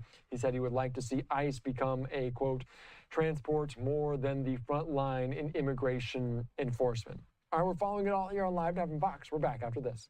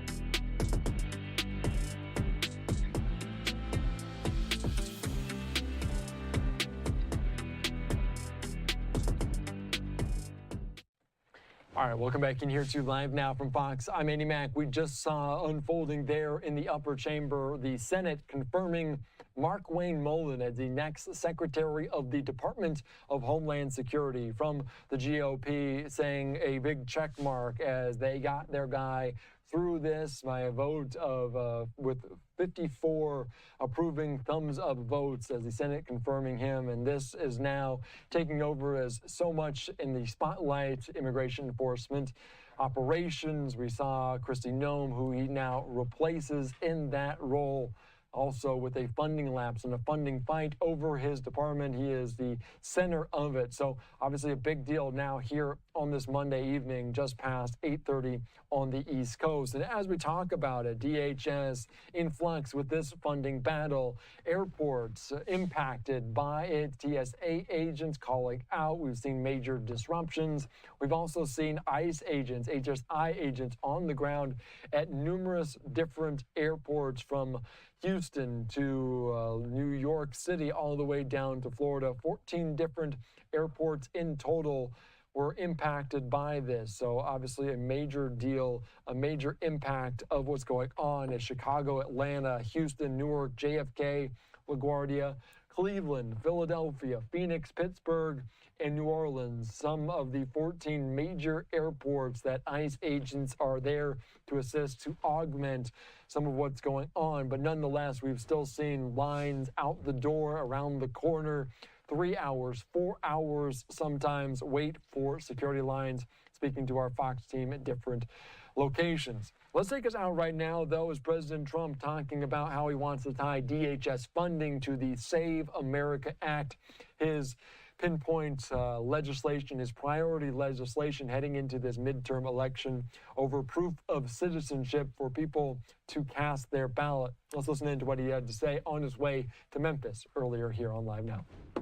Says you're not telling the truth when it comes to productive conversations. It's 8:30, Philadelphia Live on Fox Local. Thank you for bearing with us for just about a half an hour as we got you caught up on everything that was going on with Live Now. Some of that from a little bit earlier today, some of it live. What you did just see was the confirmation of Senator Markwayne Mullin to be the Department of Homeland Security's new secretary, replacing Kristi Noem. It was a 54 to, I believe, 45 with all individuals who were present for the vote.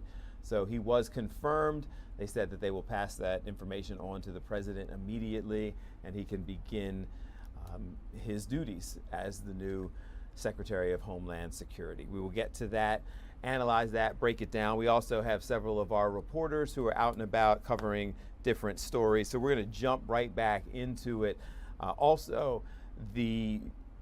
We are on Fox Local, but also on all streaming platforms. So as I often point out, we are live streaming on Fox 29 TikTok page, YouTube page, Facebook page, what have you. And I'm actually in the chat room right now with the individuals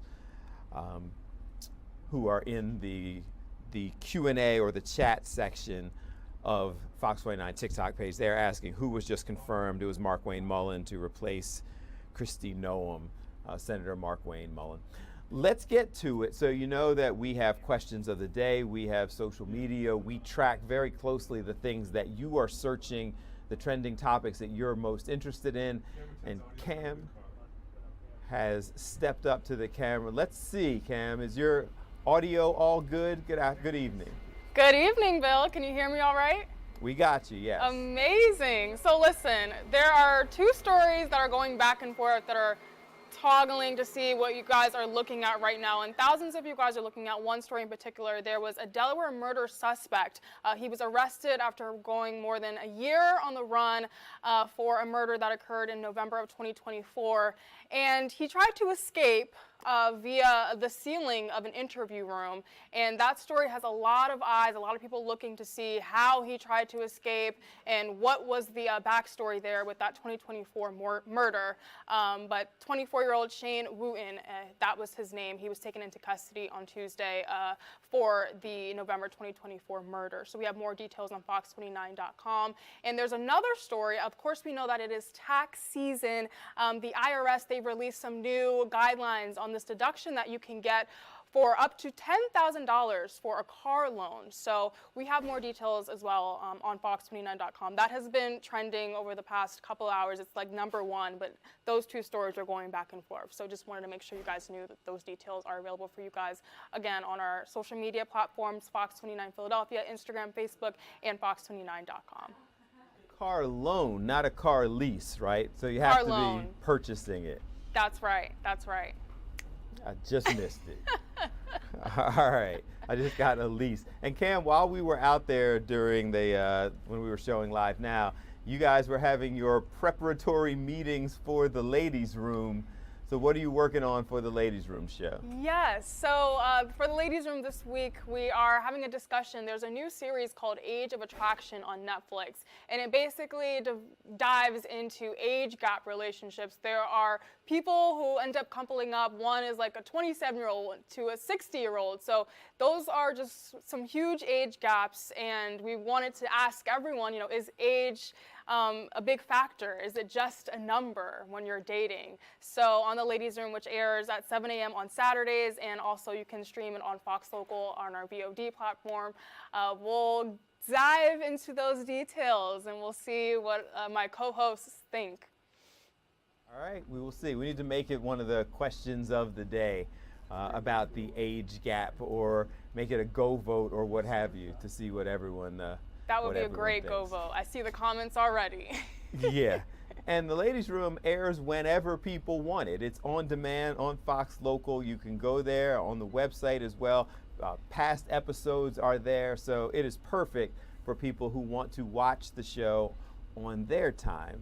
Jump Absolutely. in on all Do the some discussions. browsing on the Fox Local app, or fox29.com. We have a lot going on and a lot for you guys. So that's a great point, Bill. We continue to expand and grow. Thank you very much, Cam. We'll check in with you in a little bit. And that continues on when we talk about the website, we talk about social media, we talk about the streaming platforms. I said I posted the question of the evening on my Bill A. Fox 29 Instagram and TikTok pages. Also, you can see over this shoulder. I always get that reversed. That is my count, so go ahead and give me a follow on Bill A. Fox 29, TikTok, and Instagram, as well as my Facebook page. But the question was, are you okay with this new proposed, you were listening to the speech a little bit earlier, this new proposed $1 surcharge on all Uber, Lyft ride sharing that originates in Philadelphia. It would be $1 for every ride. And I put the question up to see what people were thinking.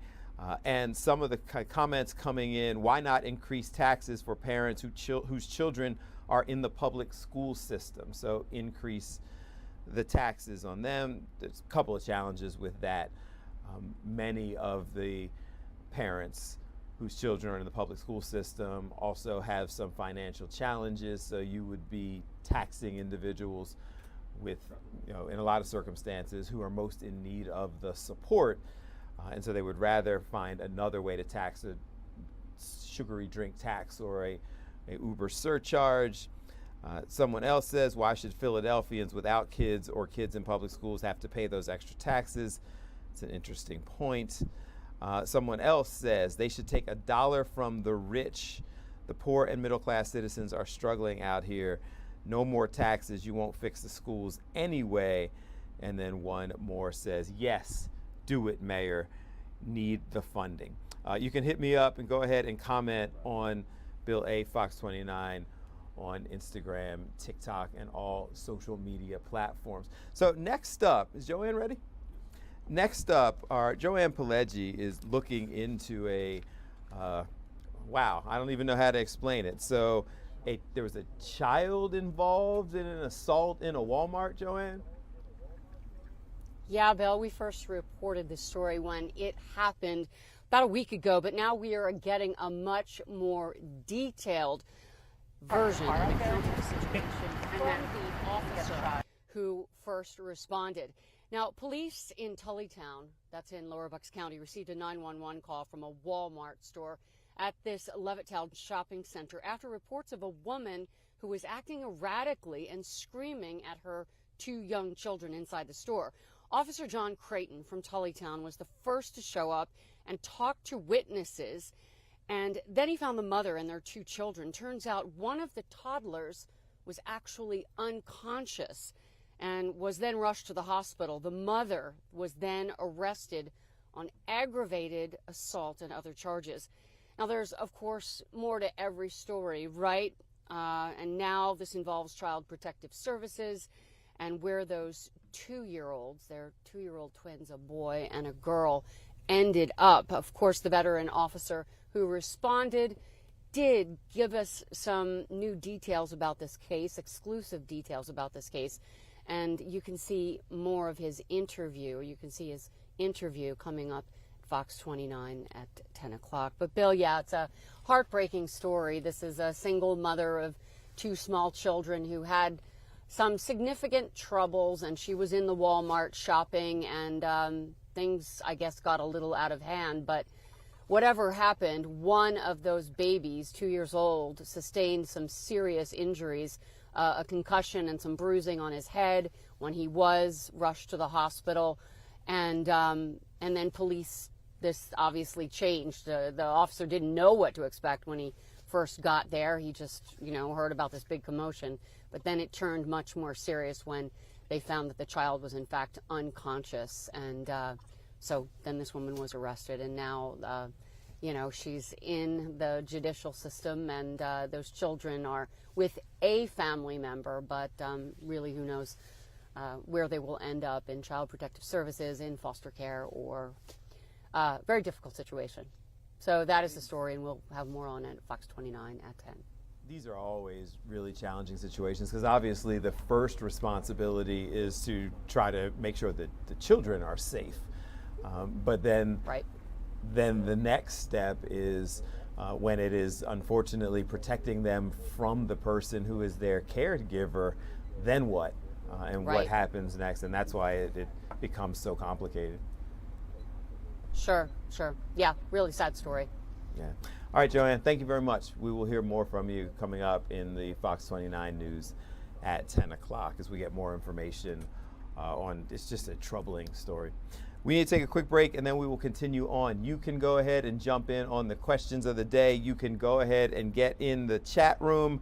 I'm continuing to see the comments on the Fox 29 TikTok page. A lot of people in there making various comments, political and otherwise. We'd love to hear from you, so jump in. We'll be right back.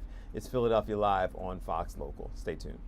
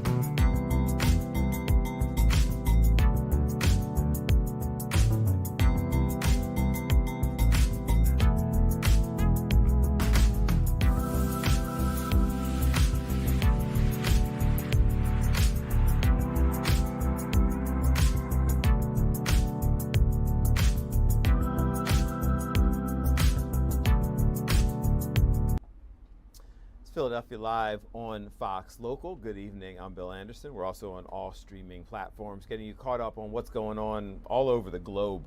And one of the major stories that we have been following was a plane crash, or an Air Canada plane. You're looking at some live footage of the Air Canada plane that collided with a fire truck on the runway at LaGuardia. And since then, the airport was shut down for a while. It has now been reopened. They are doing their best to get back to normal, but obviously there are significant investigations. There was tragic loss of life, and they are continuing to seek out additional information. So a little bit earlier today, there were a series of press conferences from Transportation Secretary Sean Duffy. The NTSB continues their investigation to try to get caught up. So let's listen in to what Secretary Duffy had to say. Thank you all for joining us. Just as a housekeeping matter, Secretary Sean Duffy here, along with FAA Administrator Brian Bedford, Port Authority Executive Director Catherine Garcia, Governor Kathy Hochul, and Mayor Mandami, all here with us. Each is going to speak in regard to this press conference.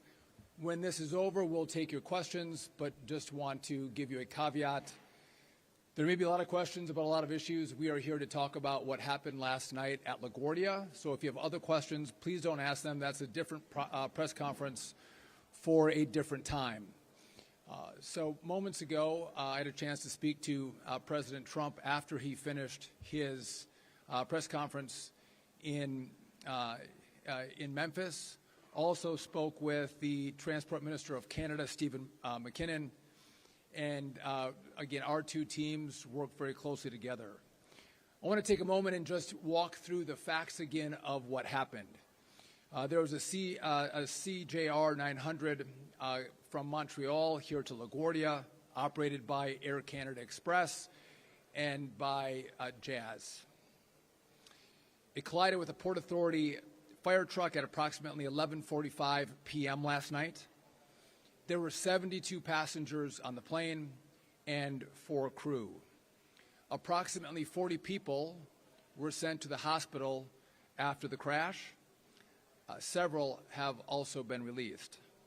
As has been reported, the 2 pilots of the aircraft passed away in the crash last night. I do want to note that we send our deepest condolences to their families as they're going through, no doubt, a grieving process. There were 2 individuals in the fire truck. They too were sent to the hospital after the crash.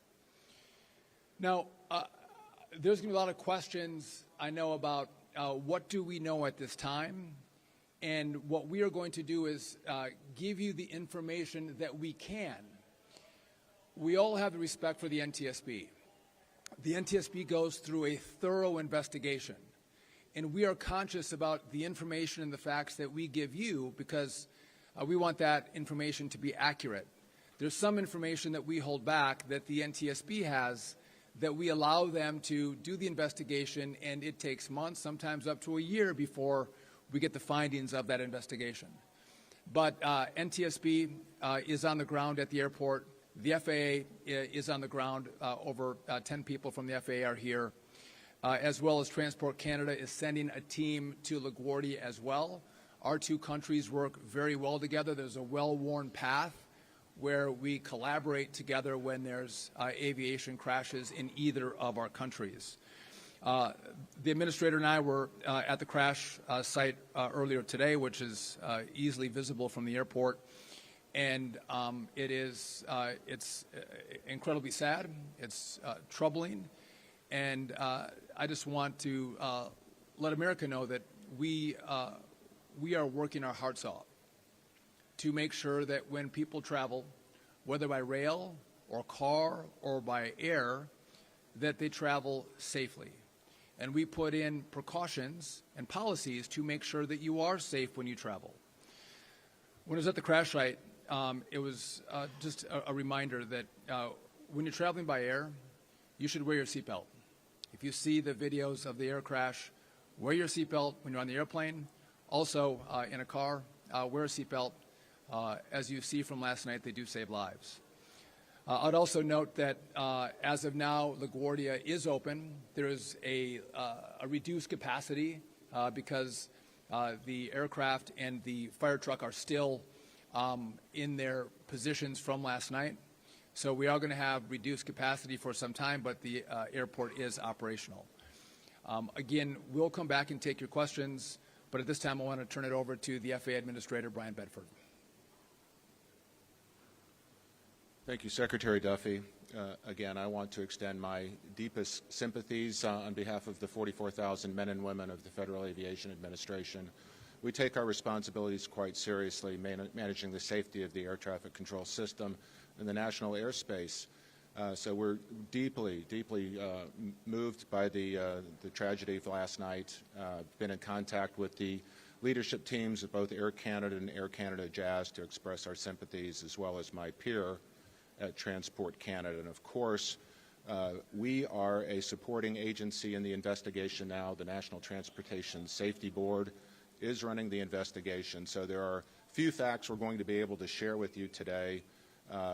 What I can share with you, of course, the weather conditions last night were moderate winds out of 050 at 7 knots. We had broken ceilings at 9,000 feet. Visibility roughly 4 miles in raining conditions, so there was mist and fog here at the LaGuardia Airport last night. We had a situation with United Airlines aircraft that had experienced an aborted takeoff. This is the reason why the fire and rescue crew had been deployed. Of course, the Air Canada flight was arriving on runway 4 when the incident took place at the Delta intersection. Again, I want to extend my sympathies to the families of the two pilots. These were two young men at the start of their careers, so it's an absolute tragedy, that we're sitting here, with their loss. So my heart really goes out to the families for sure. But we are committed to a full, transparent investigation. We will support the NTSB in any way possible. And again, we look forward to being able to take concrete actions to ensure something like this will never happen again. Thank you. Hi, I'm Catherine Garcia, Executive Director of the Port Authority, and I want to add our voice to those that you've heard before and share our deepest sympathies with the families of the captain and the first officer who passed away last night.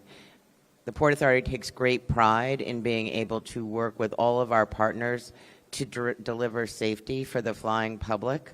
And it has been over 34 years since we had an incident with a death at the airport.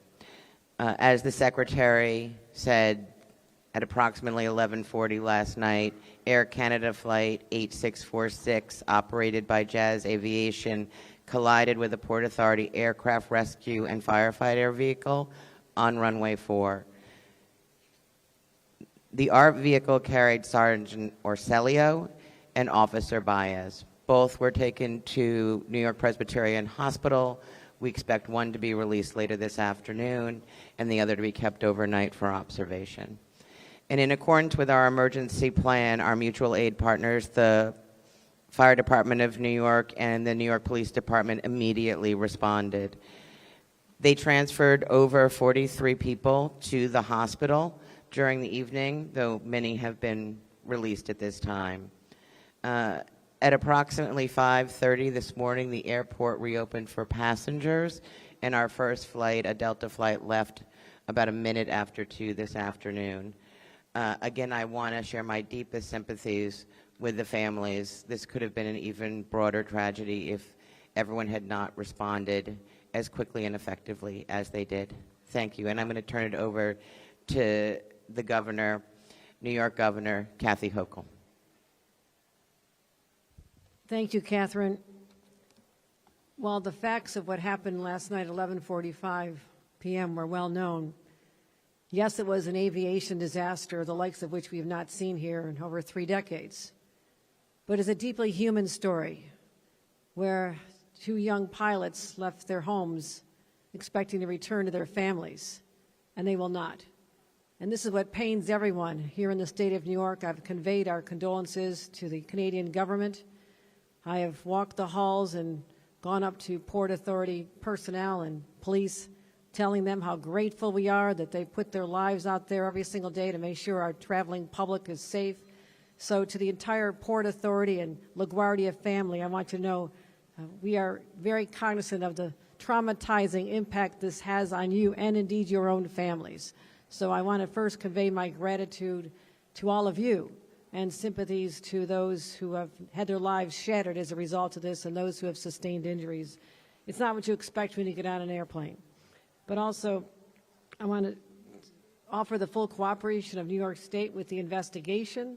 I'm grateful also to Secretary Duffy and Administrator Bedford for coming right here on this day. It's important to have your presence, to know that this will be addressed at the highest levels, and also support from the mayor, who represents many of the people who work here as I do.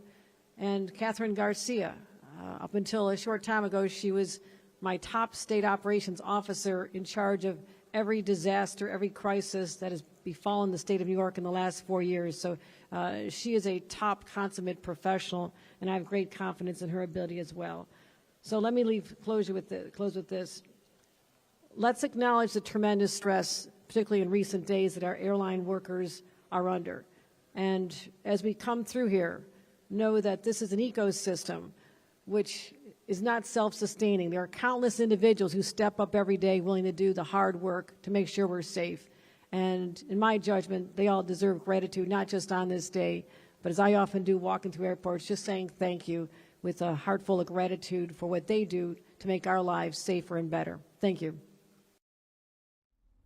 And it's 8:56. That was a press conference a little bit earlier explaining some of the details, or trying to answer some of the questions about that crash, LaGuardia, between an Air Canada flight and a fire truck that was on the runway at the time.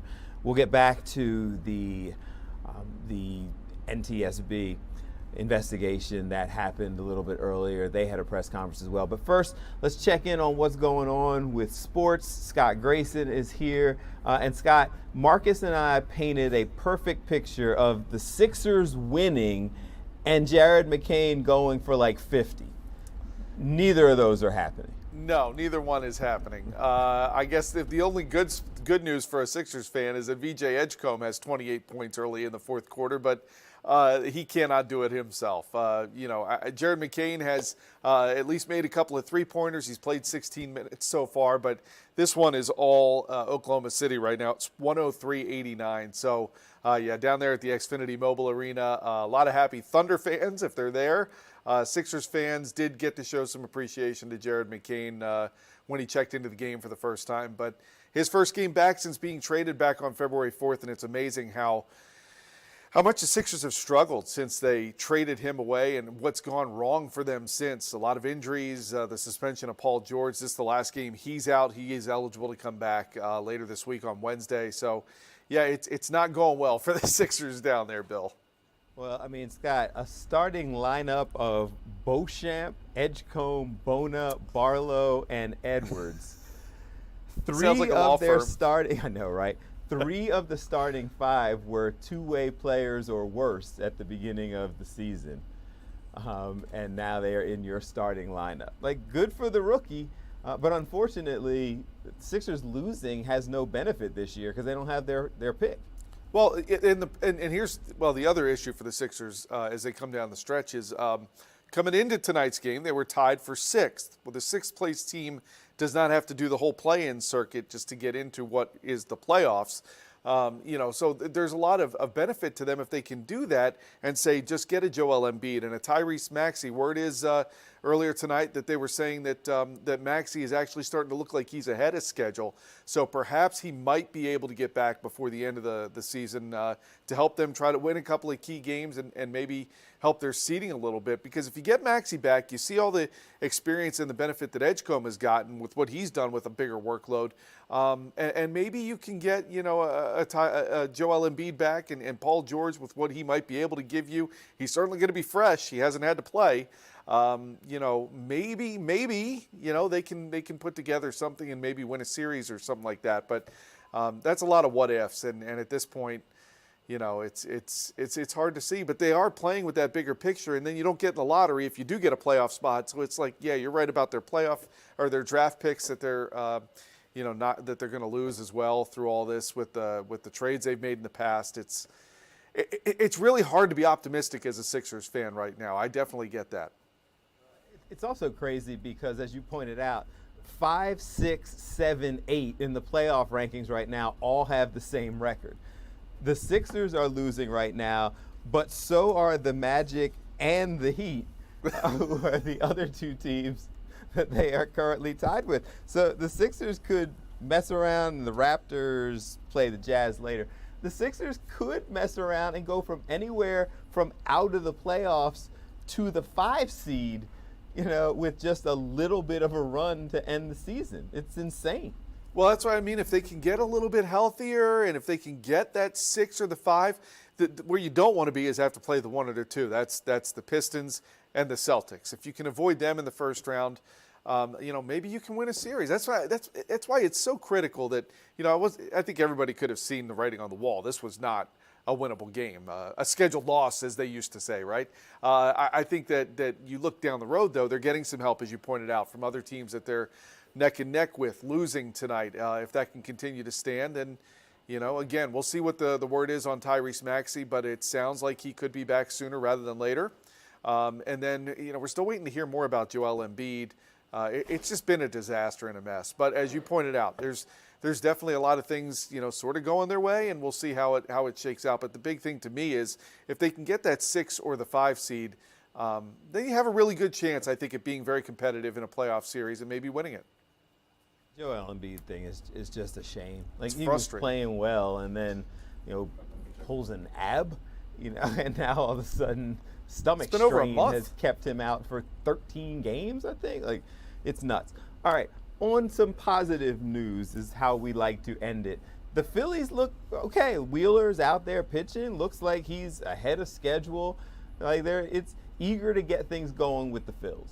Yeah, there's a place of optimism, right? And I can tell you we just had a camera crew out there that just got back. The Phillies are, in fact, back in Philadelphia. The buses pulled in at Citizens Bank Park a short while ago. Spring training over. Everybody looking ahead to the regular season. You mentioned Zach Wheeler. He threw on a backfield today at Clearwater against the minor leaguers. 29 pitches in 2 innings. Looked really good. Had his stuff working pretty well. And as a result, the Phillies are going to send him out on a rehab assignment to pitch for the Lehigh Valley Iron Pigs on Saturday. So everything with Wheeler looking like he's going to be back earlier than we had originally thought when he first went into the fall in the offseason. So it looks like he should be back with the Phillies at some point this in April. And then as far as the rest of the team goes, Christopher Sanchez signing a contract extension over the weekend, in case you missed that. He's now under a contract until 2032 with a team option for 2033. So that's your opening day starter. But, a lot of things looking up for the Phillies, and that was our go vote tonight on the Fantastic Sports Show. Do you think that the window to win a World Series is still open for the Phillies, or is it closed? And 2/3 of the people said it's still open. I believe it's still open, and it should be a fun season to watch here in Philly. We've got that vote open in here, and so people are still on board. They still seem to think it's going to be a fun season for the Phils. Scott Grayson, thank you very much. We appreciate it. We will hear more from you in sports on the Fox 29 News at 10. It's just sad. As we go into our next break, the Sixers situation is just sad. You get Tyrese Maxey playing a ton of minutes, so getting hurt was relatively predictable. But everybody else, Joel Embiid, Kelly Oubre, Paul George gets suspended. Like, all of the things that they were doing to have some momentum have now faded away, and yet they're still right there in it. So we'll see. Quick break, and we'll be right back. Stay tuned.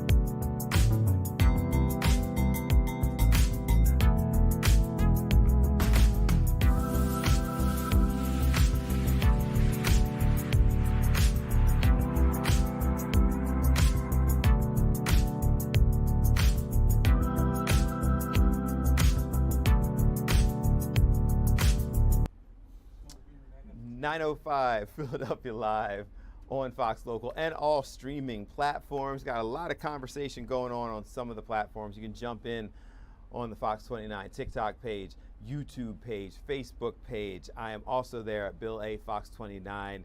Go ahead and give me a follow right there on Instagram, TikTok, YouTube, and Facebook. Always interested in interacting with you. And next up, our Shawnette Wilson has a story of a family reunited with a long-lost friend. Hey, Shawnette. Hey, Bill. This is an incredible story. So there is a pit bull named 40 Cal who went missing about 11 years ago. So when I say went missing, his owner says that someone actually stole him from the backyard of her home. She was living in Mayfair here in Philly at the time, and just thought, you know, my beloved dog is gone. You know, she was posting flyers, she was posting on social media, and then this past weekend, she got a phone call that changed everything. So we're probably showing you some video now. She was actually reunited with her dog this past Saturday. So Jordan Koviak is her name. She says that on Saturday night, she got a call from an animal control officer at Act Philly, which is where we're live in front of right now, saying, believe this or not, but we have your dog, the dog that's been missing for 11 years. And she was like, no way. They sent her pictures over and she's like, that's 40 Cal, that's my dog. So the next day, literally, that's her dog. So the next day, she went to, her and the family went to pick up 40 Cal here at Act Philly. So that was on Sunday, and just an unbelievable reunion. You can see, like in the video, I think that he, you know, was kind of shy at first. She explains that he was just overwhelmed by what was going on. I Zoomed with her earlier today because they moved out of the area, and here's what she had to say about that first moment she was reunited with her dog. He was like, there was a lot going on, you know, different smells everywhere. So he came up to us as gentle as always, sniffed our hands, and kind of was just looking around the room. Yeah, so he was a little nervous. I mean, as you can imagine, like, this dog has been with another family for over a decade now, because Jordan said that she was surprised to see that he had actually been well taken care of. He, you know, he was clean, his nails were freshly clipped, he was at a very good weight. So how he ended up on the street, you know, for the past 2 weeks or so is what Act Philly was told. You know, people had been spotting him. We don't know whether someone just let him go or he got away from whoever had him during that time. But she says that he was in good shape. You know, he's doing well at home right now, and he got returned just in time for his birthday. He turned 40, oh my goodness, he turned 14 years old today, Bill. His name's 40 Cal. He turned 14 years old today. Oh, and we still don't know, like, we don't know what happened. I think, like, he had a microchip or something in him that helped them find it, but we still don't know who had him or any of that. So, yeah, thank you for bringing that up. So they had no tips on who had taken 40 Cal from the backyard of her home, but he did have her microchip, and Jordan, the owner, had actually just updated the microchip like maybe 2 months ago or so, because they had moved from Philly to Luzerne County. And so, you know, she's kind of kept hope alive all this time, and 2 months ago she said, let me make sure that the file is updated. I contact the microchip company and make sure they have all my current information. And then it just so happens that, you know, someone finds him roaming the streets, calls Act Philly. Act Philly scans the microchip. They have all her current information, and that's how it happened. Wow. Okay. Well, happy birthday, 40 Cal, and I'm glad he reunited with the family. Yeah, and I mean, on another note, a more serious note, you know, the message here from Act Philly is to do exactly what, you know, 40 Cal's owner did. You know, you want to make sure that, you know, your pet is registered, the microchip, you know, you have to follow through with the process. Don't just, you know, assume that because you have the microchip in, that that's all you have to do. You know, there's paperwork, there's registration, and you need to make sure all that is done so that in a situation like this, you know, you'll have a better chance of getting your pet back, you know, should they go notice somewhere. That's a crazy story, but good. At least they're back home in time for their birthday. Get some time with the family that's been missing them all these years. Shawnette, thank you. We will see more coming up in Fox 29 News at 10. So after 10 years, I'll be curious. Like, I want, and Shawnette will, if answers are out there, Shawnette will get them because that's just what she does. but I'm curious to find out what has been going on with this dog for the last 10 years. Somebody stole the dog, or the dog got out and ran away and has been pretty well cared for 10 years, and then all of a sudden got out again, or the people released the dog onto the street and it pinged the microchip after. There's just so much going on in this story, and we will continue to look for answers. But next up, we're going to get answers as to all the things that you guys are looking into, you're following, you're searching, all of the trending topics. I would imagine, Cam, that this story, as the word gets out there with this dog, is going to end up being one of the ones that people are searching a lot for at some point in the future, but perhaps not right now. That's right. We will make sure that Shawnette's story is posted across all of our platforms. But a story that has been trending nationally all day today has been that deadly LaGuardia airport crash. And Fox 5, Lisa Evers, got a source that said a flight attendant was actually survived this crash after being ejected during this entire incident during the plane crashing into that fire truck. So we do have more of details on that as far as what's next, and just more pressers and whatnot that might be coming on down the line on fox29.com and all of our social media platforms, any live streams we might do on our YouTube page as well. So we are everywhere to have you guys updated with that story in particular. We know it's trending everywhere. But in a little bit of unusual news, there's this amputee cornhole player who has been accused of murder, and there's a video of this person who is an amputee, a quadruple amputee. Both their arms and their legs have been amputated. And so people were wondering, how could they have even shot off a gun that may or may not have killed a 20-year-old Bradrick Michael Wells during an argument in La Plata, Maryland. But there's a video of him shooting a gun, and he uses his amputated arms to do so. And so it is possible. That's what people were wondering, whether or not this was even possible. And there is a video of him shooting off a gun. He was a professional cornhole player, and we will have more details again on fox29.com. But that video is posted on our social media, and it is making its rounds. And clearly that video is going viral, because it is, when I saw that story, before getting into all of the details of it, I had similar questions. And then these types of videos emerge, and all of a sudden everybody goes, oh, okay, now I understand.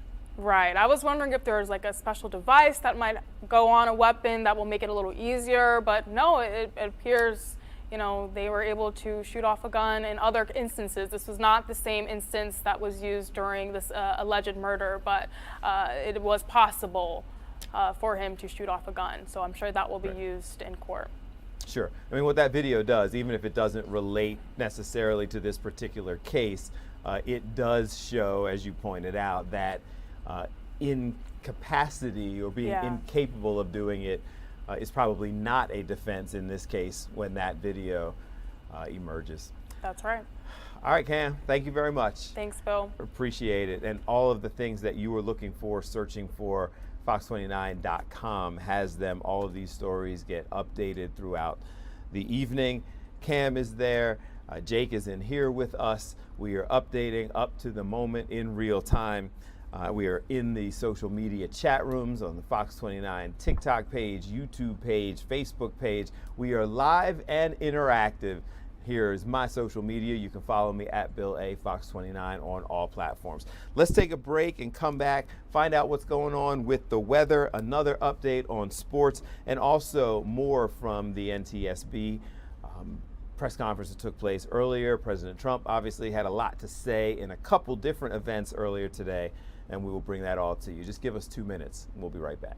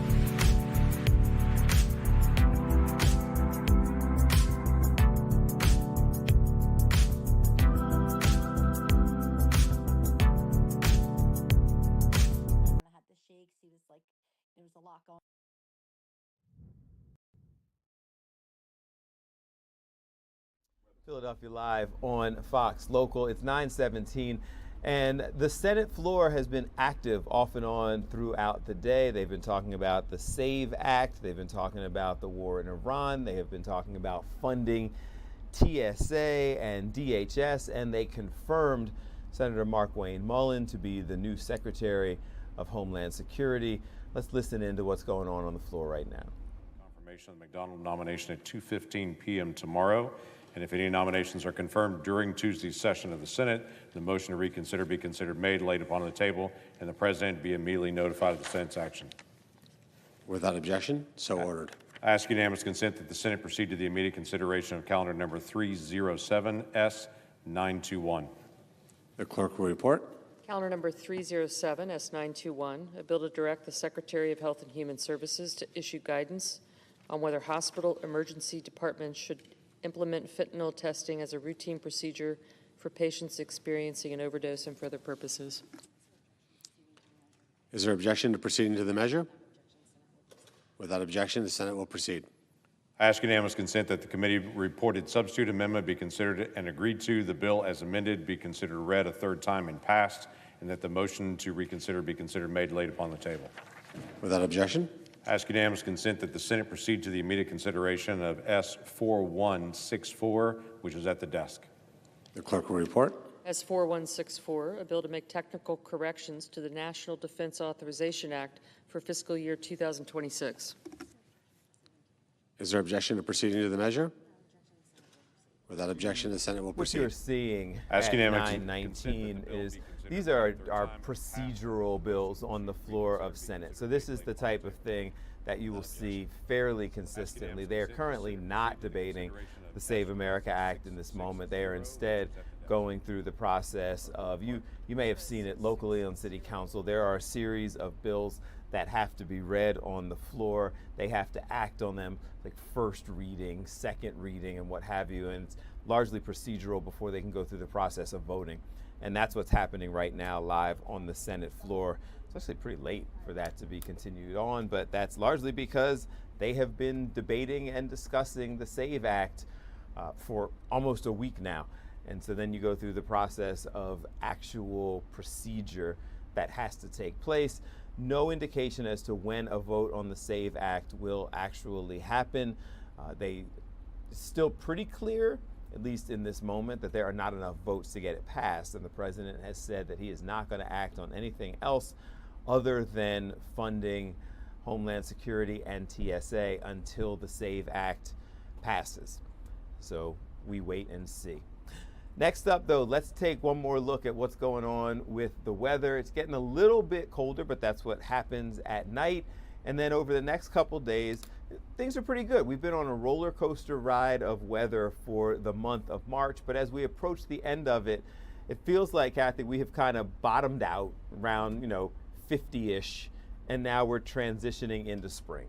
Absolutely. We are definitely transitioning, Bill. It's just a matter of time till temperatures get more stable instead of the 40s and 50s, perhaps the 60s. That's where we're heading toward, at least where we should be for this time of year. The normal high temperature is 57. We are nowhere near there this afternoon, and we won't be anywhere near there tomorrow. Ocean City looking a little foggy, counting down those weekends to Memorial Day. The temperature there is 40 degrees. And as we look at temperatures, as you mentioned, with clearing skies, those temperatures are going to fall fast. Still seeing winds gusting close to 40 miles an hour in Philadelphia. These winds are expected to diminish overnight as well. So we look at the temperatures, 36 in Allentown, 40 in Wilmington, 38 in Hamilton. I mean, those temperatures pretty chilly for this time of year. Overnight lows should really bottom out at 36 in Philadelphia. We'll be at 32, but some spots in the 20s. So yes, tomorrow, you still need your winter coat because by the afternoon, we're only going to be around 50 degrees. The sun will help out a lot. It will be out throughout the day. You'll need the sunglasses. So another day good as far as the sunshine is concerned. But the real prize is the Phil's home opener on Thursday. We have rain coming in Thursday night into Friday morning. If that changes, it could impact the end of the game. But right now it's looking dry. We're looking at temperatures in the afternoon, first pitch 4:15, around 73 degrees, and falling into the 60s by the end of the game. So it's really comfortable for the players and the fans in the stands. Wednesday, in between tomorrow, obviously, and game day, we're looking at highs closer to normal in the 50s. So we're watching as over the next couple of days, temperatures kind of level off and then begin to rise as we have what's called a ridge building in the east where those temperatures begin to rise. So it's all good news from here. So around 50 degrees tomorrow, sunny, more clouds on Wednesday, but at least we have warmer temperatures, more seasonable. And then there's your prize. Spring is on deck for the Phils on Thursday, 74, and then it turns cooler after morning showers Friday. The weekend's cool, seasonably cool by Sunday, and then here we go. Monday, we're back in the 60s. And on the 10-day trend, let's pick up on Monday the 30th. You can see the trend for 60s at least for 4 straight days, and that is as April begins. Now, if we could have some showers that are like only at night, that would be convenient because we definitely still need the rain. And you know what? April showers are usually in abundance coming up next week. All right, but that's not bad. We need the showers. I was doing my yard work. We're getting everything together. Yeah. Like, hopefully that will all be smooth sailing. And I can deal with a 50 as a low, and then we start going up. All yeah, good. This is it. This is as cold as it gets. I like it. Appreciate it. Thank you, Kathy. You bet.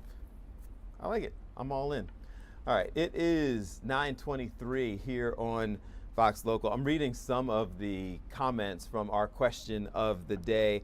You saw the press conference a little bit earlier where Mayor Sherrell Parker has proposed a $1 per ride surcharge on all ride sharing that originates in Philadelphia. That's Uber, Lyft, anything else that originates in Philadelphia would have an additional $1 surcharge. That money is supposed to generate tens of millions of dollars to go to the schools. And we asked the question on social media at Bill A. Fox 29 on TikTok, Instagram, Facebook, YouTube, and also on Fox 29 Philly on all of those same pages where we are also streaming live. Are you okay with that additional $1 surcharge if the money will go to help fund our schools?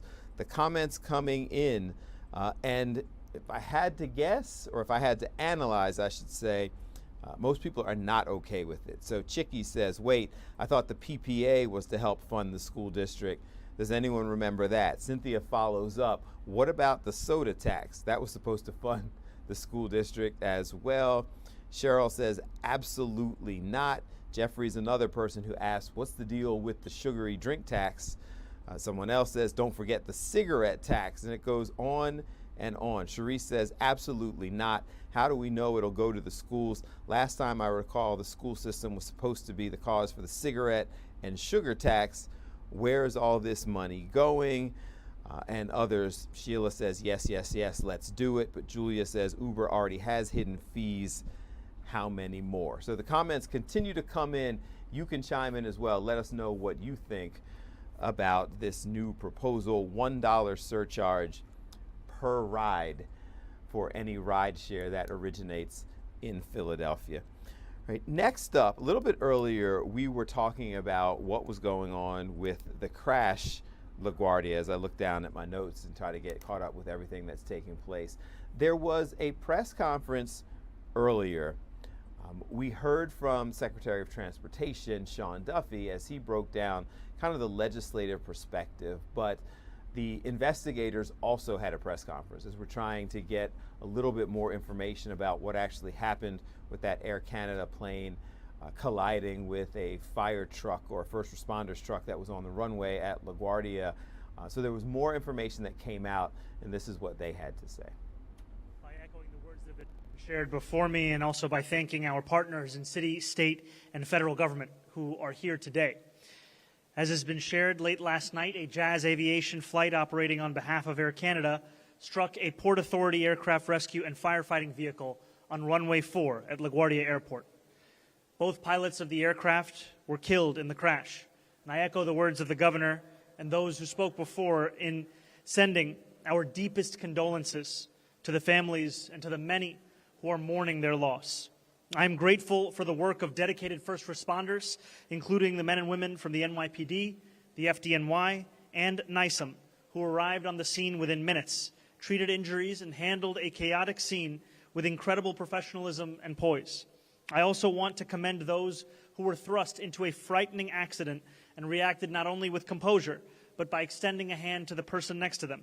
Passengers who opened the emergency door and helped one another off the plane. People who kept one another calm.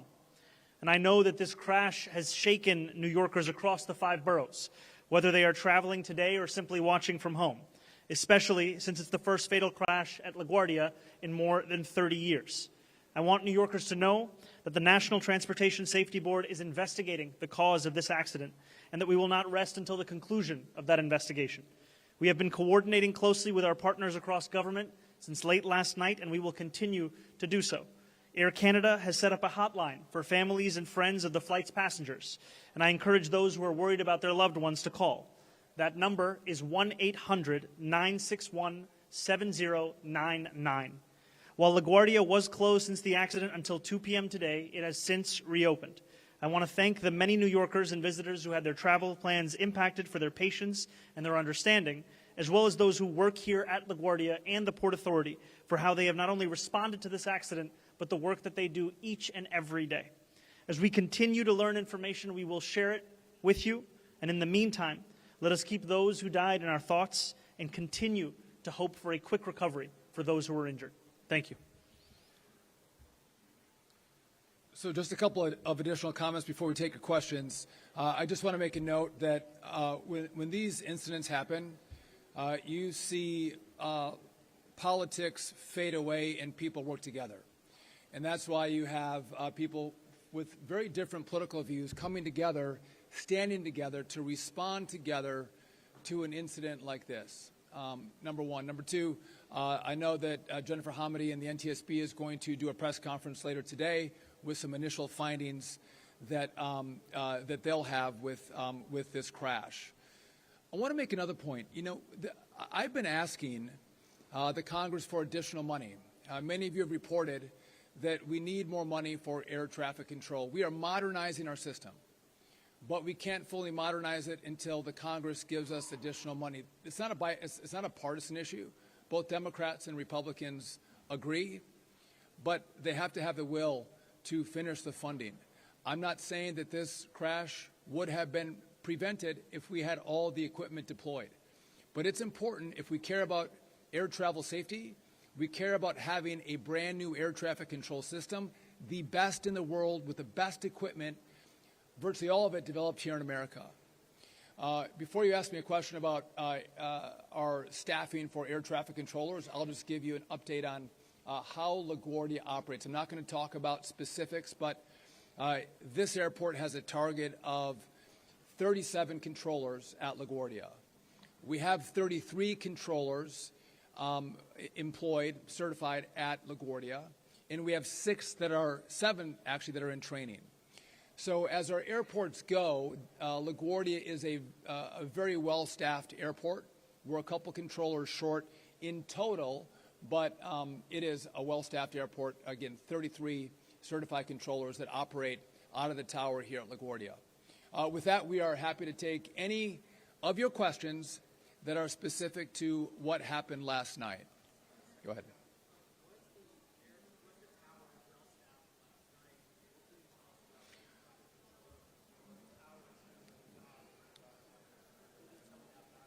Yeah, so the question is in regard to what was the staffing in the tower last night? And we have a very good relationship with the NTSB. We have information. We don't put that information out. We allow the NTSB to gather the information, double, triple check it, and it goes into their report. So I'm not going to give the data on that. Again, that's an arrangement we have with the NTSB, letting them actually do their investigation. And so that's not for us to tell you. That'll be for the NTSB at the appropriate time.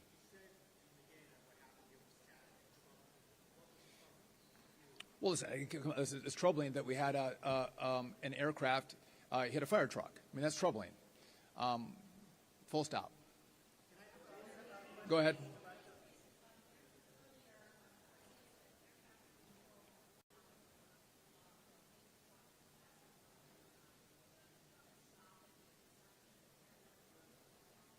So the question is, should the truck have stopped? And again, this goes to information that we have, but we give it to the NTSB. They analyze it, and they make the judgment call on what should have happened in regard to air traffic control, trucks, and airplanes.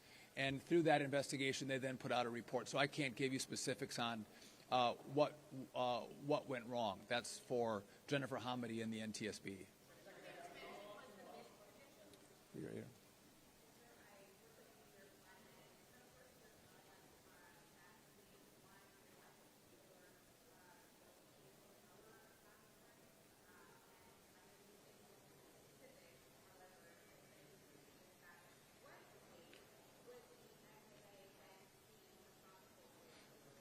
So I told you I'm not going to talk about specifics, but for that question, I'll just tell you that is inaccurate.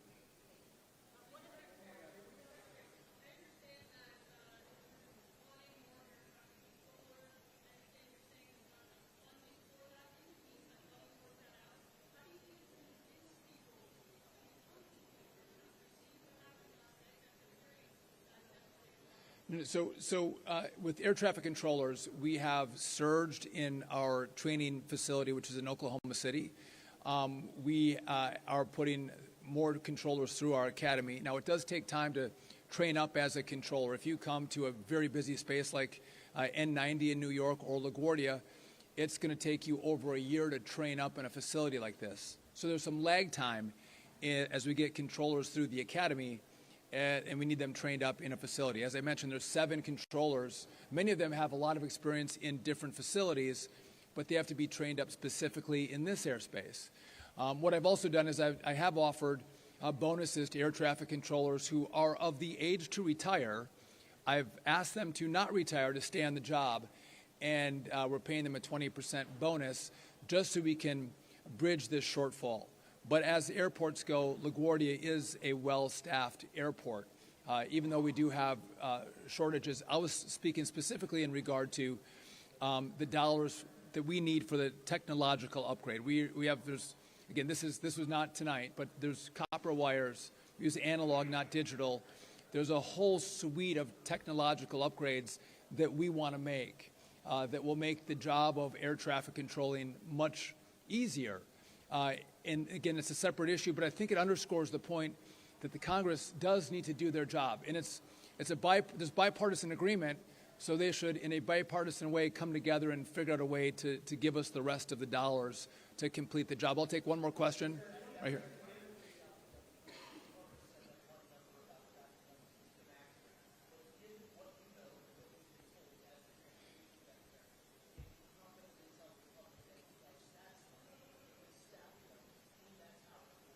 So it's a great question, and again, you want me to front run the NTSB, and I'm not going to front run the NTSB. We have a great working relationship with them, and we've set this up, and it's the right way. We take a step back, and I don't give you all of the information. I let the NTSB take that information and do their analysis. And I'll just say, oftentimes what we learn is information that we have at the start of an incident like this oftentimes is wrong. And so what we think we know right now, that's why it goes to the NTSB. They pressure test it, they investigate it, and then they come out with a report for all of you. But I did want to clarify, I've heard the rumor that there was only one controller in the tower, and that's not accurate. Listen, I want to thank you all for coming out. Again, we are committed to safety. We are committed to working together to make sure when you fly, you get to your destination. Thank you. And that was Transportation Secretary Sean Duffy, along with several different dignitaries, elected officials from the New York area, talking about this crash that happened at LaGuardia, an Air Canada plane and a fire truck that was on the runway. There were a lot of questions about how this could happen. Who was at fault? What information was given? We have heard the recording a little bit earlier of the air traffic controllers who were directing the fire truck to stop. Secretary Duffy said that there is just not enough information right now that they are ready to release to the public to answer some of the questions and concerns that people have, but as soon as that information is available, they will pass it on. He also pointed out that the NTSB is very methodical in their investigation and their research. That just is what they do. So sometimes months. It has been known to take a year if that's how long it takes for them to get all of the information. But he said that they will continue to update us as more information is available. Let's take another break, and then we will come back and continue on getting you caught up on everything that's happening all over the globe, but specifically in Philadelphia. It's Philadelphia Live on Fox Local and all streaming platforms.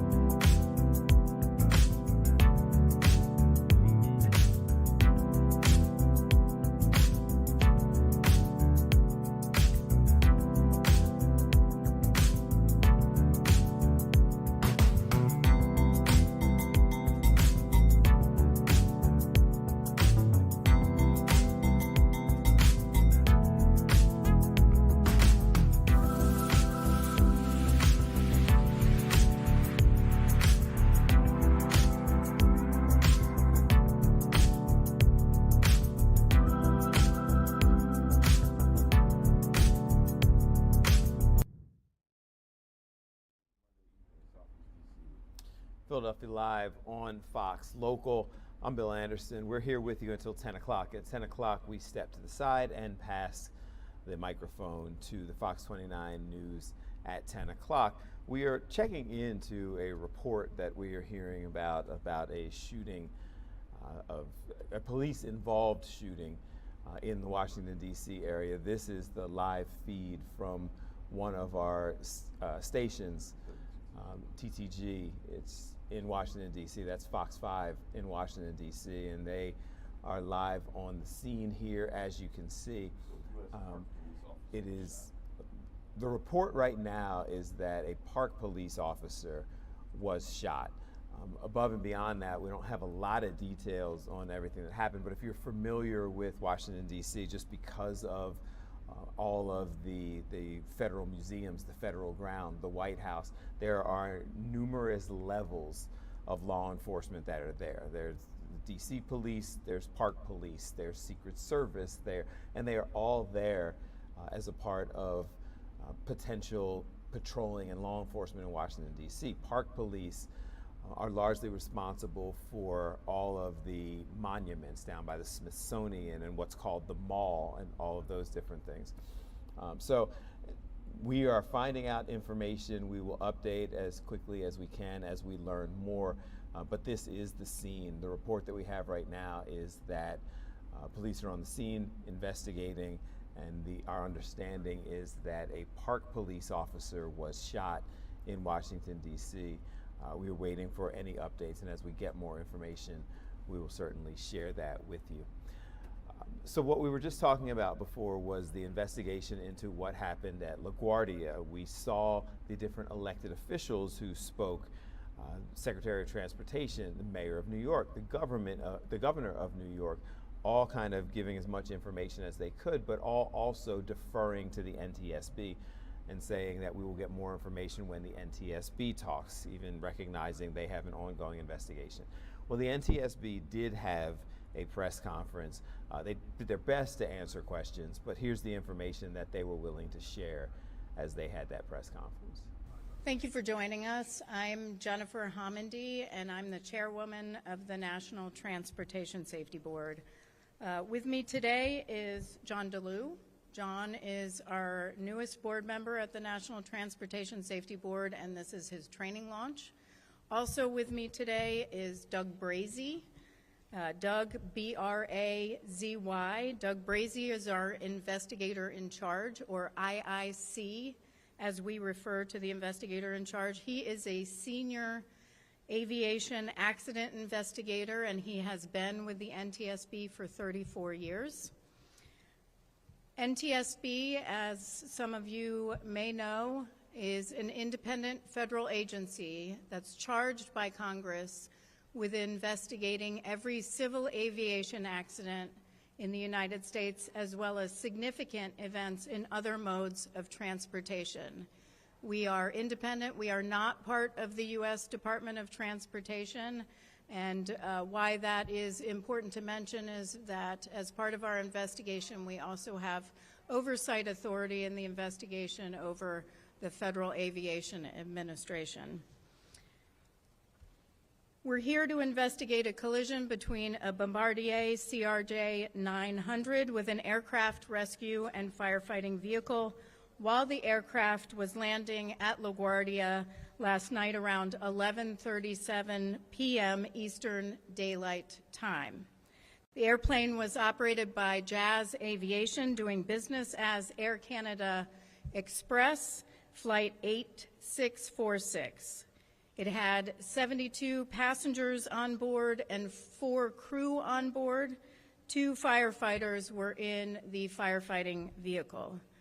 I want to just take a moment and, on behalf of the entire National Transportation Safety Board, express our deepest condolences to those who lost loved ones in this terrible tragedy. We also know others have suffered injury, and our sympathies are with each of you as well. I will mention we have 5 members of our Transportation Disaster Assistance Team here on scene, as well as the chief of our Transportation Disaster Assistance Division.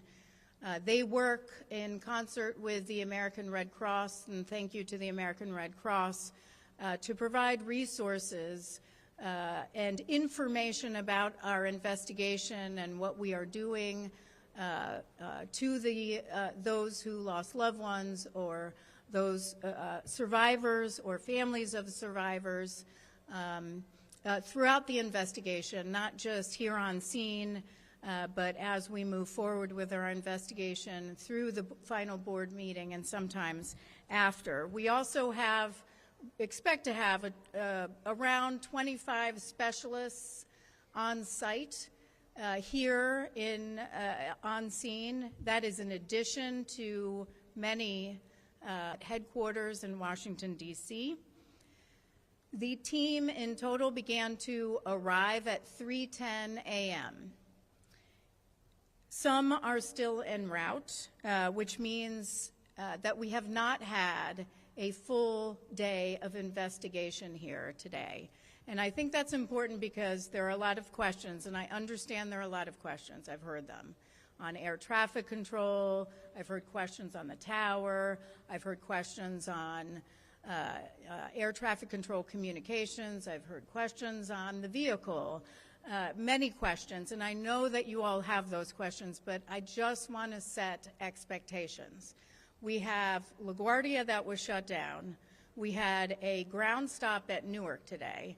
And then we have DHS that shut down, and we have long TSA lines. We have our air traffic control specialist who was in line with TSA for 3 hours until we called in Houston to beg to see if we can get her through so we can get her here. So it's been a really big challenge to get the entire team here, and they're still arriving as I speak. Right up until about, I think the latest I saw was midnight, maybe 1 a.m. tomorrow morning. So it is a long travel day for many of those, and many are arriving by sure plane. We have had many that have come here by train, and certainly automobile. We drove up a number of us. So with that said, I do want to talk a little bit about what we were able to do today. We did a walking inspection of the scene, and we have a site commander doing a really important job, which is a safety walkthrough of the scene to make sure that our safety investigators or our investigators are safe while they are on scene. There is a tremendous amount of debris from taxiway Delta across runway 4 into some other areas. It's pretty expansive, and we want to make sure, because as you're walking around, you can get injured. There's also hazardous materials, of course, on the firefighting vehicle itself, so we want to make sure their safety. In addition, obviously the tail of this aircraft is on the ground, and in order to get to the cockpit voice recorder and the flight data recorder, the Port Authority and the emergency responders cut a hole on the roof of the aircraft, dropped down, and was able to get the CVR and FDR for us, which then one of our investigators drove back to our labs in Washington, D.C. today, where they've been able to at least verify that the cockpit voice recorder was not damaged. They'll begin work on the FDR, the flight data recorder, tomorrow. And hopefully we'll have information to share. My hope is that we'll have information to share on that tomorrow in a press conference. We also began to collect information from FAA and others, certainly on air traffic control staffing in the tower, communications training. We're looking for information today from the Fire and Rescue Department on their crew and on their vehicles, what the capabilities were of their vehicles, and everything from how much they weighed to what they were carrying.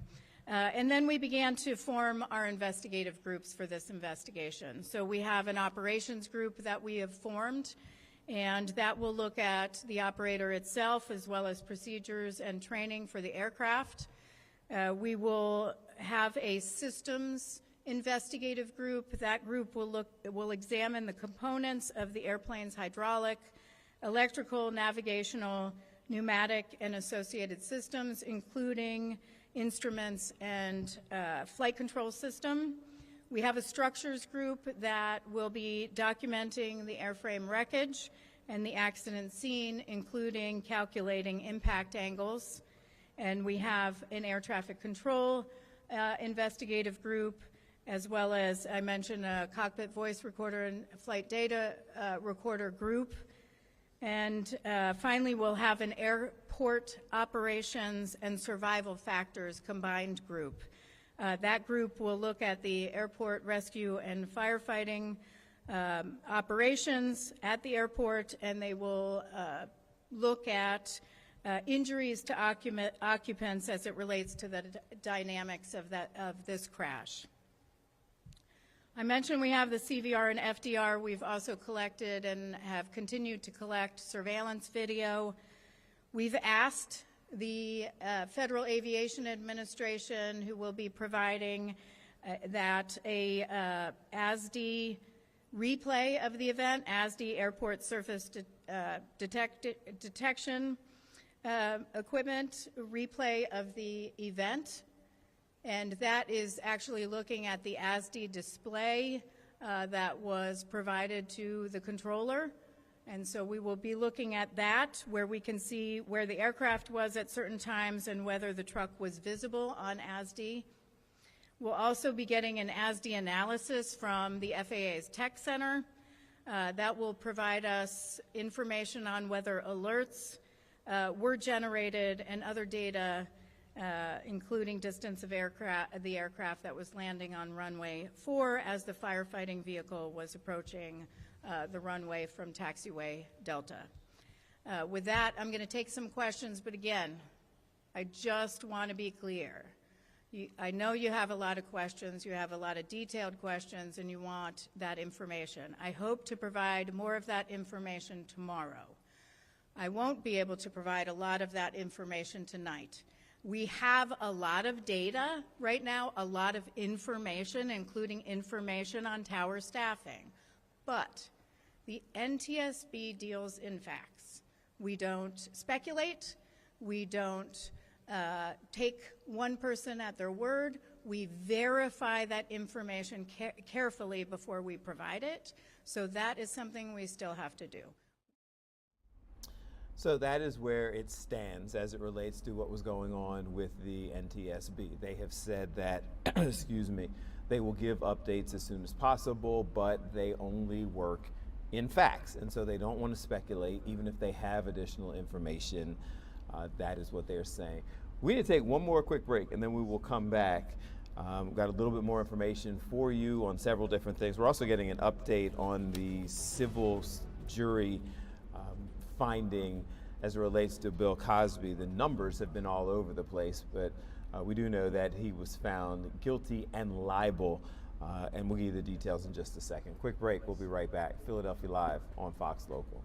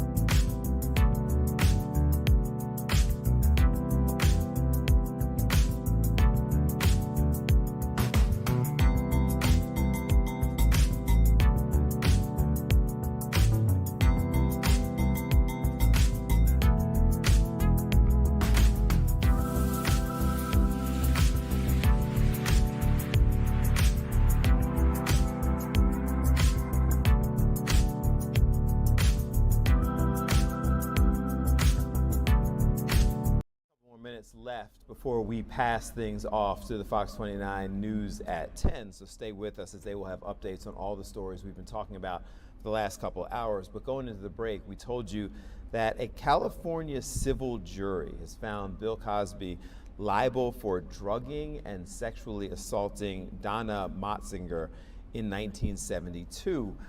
According to this report from the AP, he has been sentenced to nearly $60 million in damages. Earlier, the number was closer to 19 or 20, but as more information comes out, they're saying 59.25 million, 40 million in punitive damages. So the 19 was the actual award, and then there was additional punitive damages. Cosby's attorneys say that they intend to appeal the verdict. It's compensation for mental suffering, loss of enjoyment of life, inconvenience, grief, anxiety, humiliation, and emotional distress. And again, attorneys for the 88-year-old Cosby say that they will appeal. A couple minutes left. Let's try to listen to a couple of the questions that the NTSB tried to address in their hearing earlier today. Can I articulate some of the remaining questions that we have, particularly, well, for this investigation, for the accident itself, and particularly related to air traffic control? You know, at this stage of the investigation, we don't limit ourselves. So we have questions on everything. And we look for everything, we collect everything. We may have information that comes our way that we didn't expect, so we don't rule anything out until later. So we have a lot of questions on everything. Yes.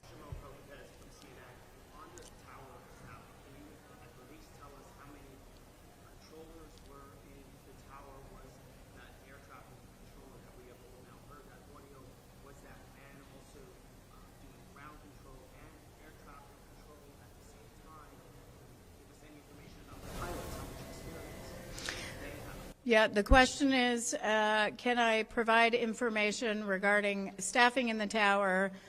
Can I provide information on who or what position the controller held that was communicating?